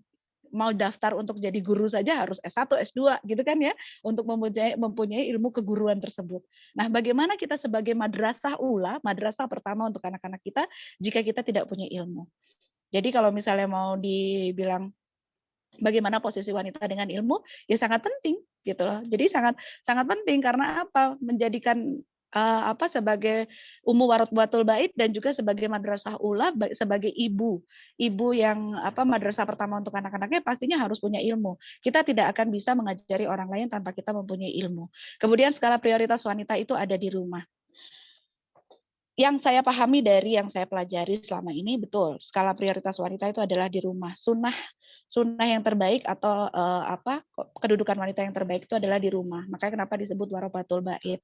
Kenapa kita harus ada di rumah gitu ya? Karena apa? Karena Islam menjaga tersebut. Karena Allah sedang menjaga kita untuk apa? Agar anak-anak kita tidak ada yang terlantar, mendapatkan kasih sayang dari ibunya juga full, penuh. Kemudian kita juga bisa berbakti kepada suami. Karena apa? Begitu kita banyak berbakti kepada suami, insya Allah kita akan bisa memilih dari surga yang dari mana aja. Begitu kan ya? Kita tuh banyak sekali sebenarnya hal-hal yang didapat dari kita berumah tangga, memilih menjadi seorang ibu yang tetap berada di rumah. Begitu ya, skala prioritasnya wanita memang tetap ada di rumah. Jadi boleh nggak sih gitu? Boleh nggak sih ibu-ibu bekerja? Boleh, asal gitu. Ada ketentuannya. Yang pertama adalah mendapatkan izin dari suami. Yang kedua skala prioritasnya adalah yang diutamakan. Jadi kita tetap tidak boleh meninggalkan bahwa tugas kita adalah di rumah. Ya pekerjaan rumah, kemudian anak-anak juga harus selesai semua dengan pendidikannya. Kemudian juga kita juga harus menyeimbangkan itu semua. Yang ketiga, ketika bekerja pun tetap harus ada rambu-rambunya, tidak boleh campur baur, kemudian tidak boleh bekerja di tempat yang tidak halal. Nah, begitu ya. Jadi boleh kok Islam memperbolehkan wanita itu bekerja. Tetapi ya itu tadi ada ketentuan-ketentuan syara yang memang harus diperhitungkan. Kemudian apakah Islam melarang wanita untuk memiliki pendidikan tinggi? Sepengetahuan saya tidak. Maksudnya tidak melarang. Islam itu tidak melarang wanita memiliki pengetahuan tinggi. Gitu. Boleh-boleh saja dan banyak kok gitu tokoh-tokoh Islam yang S2 sampai dokter. Kemarin terakhir ada yang baru saja yang mualaf baru dokter gigi Karisa Grani itu kan juga MM AAK. Jadi belakangnya itu banyak tuh loh. Sampai gelar doktoral di belakang gitu ya. Luar negeri juga gitu. Boleh kok. Gitu. Jadi Islam tidak melarang untuk itu. Begitu. Jadi mungkin semoga sudah menjawab ya. Kalau ini mungkin ada bisa ditambahkan, masih ada Ustazah Inggar sepertinya yang bisa menambahkan untuk ini karena Ustazah Yana belum masuk kembali. Baik, ini nampaknya Ustazah Yana sudah bergabung, Bu Dita. Mungkin Ustazah Yana mau menambahkan tadi kalau ada 4 pertanyaan ya dari Bunda Ira di WhatsApp grup. Ini tentang posisi wanita dengan ilmu, kemudian skala prioritas wanita adalah di rumah, kemudian pertanyaan yang ketiga, begitu ya, Islam melarang wanita untuk memiliki pendidikan tinggi, apakah betul? Dan bagaimana seorang ibu mendidik anak jika tidak memiliki ilmu? Iya. Afwan, tadi itu ternyata saya nggak cek baterainya, ternyata tiba-tiba kok mati loh. Ternyata tak kira saya terlempar, ternyata baterai habis. Nggak ngecek. Alhamdulillah atas apa yang disampaikan, partisipasinya. Masya Allah, qadarullah. Ini anak saya tadi itu pagi belum apa-apa gitu ya. Setelah bobo pagi, kira-kira jam 9 itu bobo. Bangun jam 10 itu Masya Allah. Badan itu langsung panas gitu ya. Dan ketika kalau anak yang saya yang nomor 6 ini ketika dia panas, malah justru nggak mau sama abinya sama sekali gitu ya. Jadi Masya Allah, ini dari tadi nempel terus sama saya. Udah. Alhamdulillah. Mungkin tanggapan sedikit saja terkait dengan apa yang disampaikan tadi oleh siapa Ustazah Mbak Ira ya atau siapa terkait dengan apa yang menjadi masalah di antara kita ya. Kalau tadi terkait dengan apa yang menjadi prioritas atau bahkan kita sebagai seorang perempuan itu harus menuntut ilmu itu ya, gimana posisinya itu ya. Benar apa yang disampaikan oleh Mbak Dita tadi gitu ya, apa yang disampaikan bahwasanya emang apa yang menjadi kewajiban kita atau bahkan mungkin mubah sunah-sunah kita gitu ya, tentunya kita akan menjalankan semuanya, terutama terkait dengan kewajiban yang memang akan diprioritaskan oleh kita. terus terkait dengan keistiqomahan gitu ya. Terkait dengan keistiqomahan yang akan kita lakukan gitu ya, tentunya awal kita sebentar. Adalah niat atau azam gitu ya. Kita niat bisa azamkan bahwasanya kita hanya untuk Allah lillahi ta'ala itu. Sehingga apa? Sehingga semua amal perbuatan kita itu semua akan dikembalikan oleh Allah. Mungkin itu aja, mohon maaf. Baik, Saudara Yana, terima kasih banyak atas jawabannya. Syafakallah ini buat putranya Saudara Yana yang sedang sakit. Semoga jemaah di siang hari ini juga bisa turut mendoakan begitu ya. Semoga bisa cepat sembuh, jadi bisa bermain-main dan ceria lagi. Gitu ya. Semoga bisa menjawab juga untuk sahabat Bunda Ira tadi yang sudah bertanya via WhatsApp grup. Oh iya, satu lagi Mbak Fatma, saya menemukan ada satu hadis Nabi yang diriwayatkan dari Al-Tabarani ya, melalui Ibnu Mas'ud ini menegaskan bahwa dalam hadisnya Rasulullah bersabda menuntut ilmu adalah kewajiban setiap muslim dan muslimah. Kemudian jadi bahwa kaum perempuan pun memiliki kewajiban yang sama dengan kaum laki-laki dalam perihal untuk menuntut ilmu pengetahuan, baik ilmu pengetahuan yang ada, yang maksudnya yang kekinian ya, yang ilmu pengetahuan modern gitu, sains ya, ataupun ilmu pengetahuan Islam. Karena kewajibannya yang untuk lebih utama adalah ilmu pengetahuan Islam gitu. Kemudian kenapa kita juga bisa meneladani Rasulullah juga ternyata memberikan peluang dan kesempatan yang sama bagi umatnya, baik laki-laki maupun perempuan dalam hal mencari ilmu pengetahuan. Jadi tidak benar kalau ada yang bilang bahwa Islam tidak memperbolehkan wanita mencari ilmu tinggi gitu, tidak boleh ya. Jadi Rasulullah pun memberikan akses yang sama kepada perempuan untuk mendapatkan pendidikan dan ilmu pengetahuan dari beliau. Jadi beliau itu memperbolehkan dulunya, Rasulullah juga memperbolehkan untuk para perempuan untuk mengikuti sholat berjamaah di masjid. Rasulullah juga tidak pernah memasung sikap kritis yang dilontarkan perempuan-perempuan gitu ya saat itu. Beliau juga selalu gitu, termasuk beliau juga tidak pernah menghalang-halangi kaum perempuan, termasuk juga kepada Aisyah yang mengemukakan masalah sampai hal-hal yang paling tabu sekalipun. Kecuali itu Rasulullah juga memberikan peluang partisipasi kepada perempuan, bahkan dalam hal urusan yang maskulin sekalipun. Misalnya nih, salah satunya adalah Rasulullah juga memberikan izin atau memperbolehkan kaum perempuan memasuki medan perang walaupun dengan beberapa syarat dan ketentuan yang berlaku. Dan beliau juga selalu melibatkan istri-istri beliau pada setiap aktivitasnya.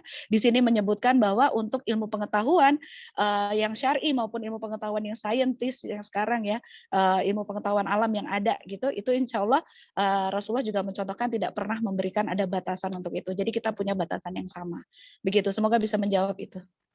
Baik, terima kasih banyak Mbak Dita yang sudah melengkapi ya jawaban dari pertanyaan sahabat Bunda Ira tadi yang sudah bertanya, dan nampaknya karena sudah lebih dari pukul 3, ini sayang sekali kita harus mengakhiri kebersamaan kita di ruang virtual kali ini. Semoga kajian kita di siang hari ini bersama dengan Mbak Dita dan juga Ustadzah Yana bisa tadi ya menguatkan diri kita, meskipun tadi prioritas muslimah itu adalah rumah, tapi tidak menutup kemungkinan dan juga bahkan diwajibkan begitu ya kita untuk menuntut ilmu.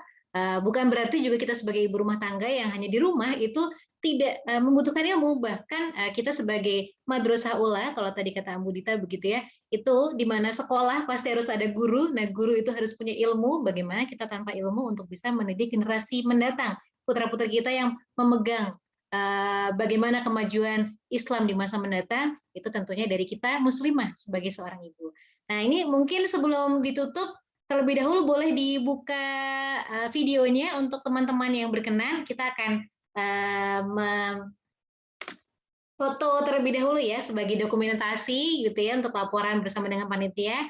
Ini alhamdulillah masih ada 20 orang yang bertahan sampai akhir, Masya Allah, mudah-mudahan solihah semuanya. Semoga nanti ini bisa menjadi tidak hanya bekal untuk diri kita di dunia gitu ya dengan ilmu, tapi juga mendapatkan pahala untuk di akhirat kelak dengan kita bergabung bersama. Tadi kalau kata Ambu Dita juga begitu ya, kalau kita ingin istiqomah mencari sahabat-sahabat yang solihah. Nah, semoga kajian Mutiara Salsabila juga bisa menjadi teman-teman solihah bunda-bunda sekalian untuk bisa terus istiqomah. Nanti di masa mendatang kita nantikan kembali ya untuk bisa bergabung di kajian Mutiara Salsabila selanjutnya.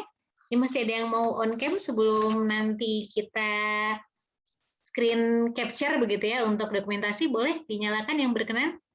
Kalau sudah boleh ini memberikan senyum terbaiknya begitu ya yang sudah on cam. Tadi seperti Ambu Dita dan juga Ustazah Yana yang memberikan senyum semangat untuk kita yang sudah sampai, semoga energi semangatnya juga ya.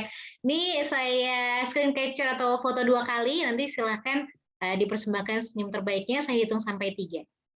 Kalau sudah siap, saya hitung 1, 2, 3. Oke, sekali lagi ya, untuk teman-teman yang belum on cam, boleh on cam kalau berkenan. Oke, dalam aba-aba sekali lagi. Oke, 1, 2, 3. Baik, terima kasih semua yang sudah hadir, Bunda-Bunda Solihah dimanapun berada ya siang hari ini.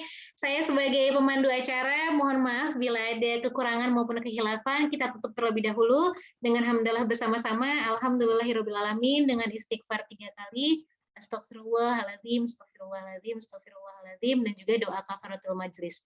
Subhanakallahumma wa bihamdika, asyhadu alla ilaha illa anta, astaghfiruka wa atubu ilaik.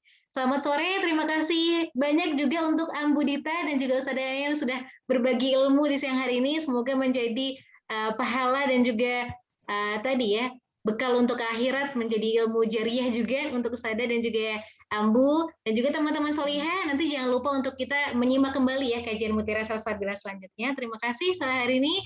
Akhir kata, Assalamualaikum warahmatullahi wabarakatuh. Waalaikumsalam warahmatullahi wabarakatuh. Jazakumullah Jazakallahu khairan. Mbak Fatma, Ustazah Yana.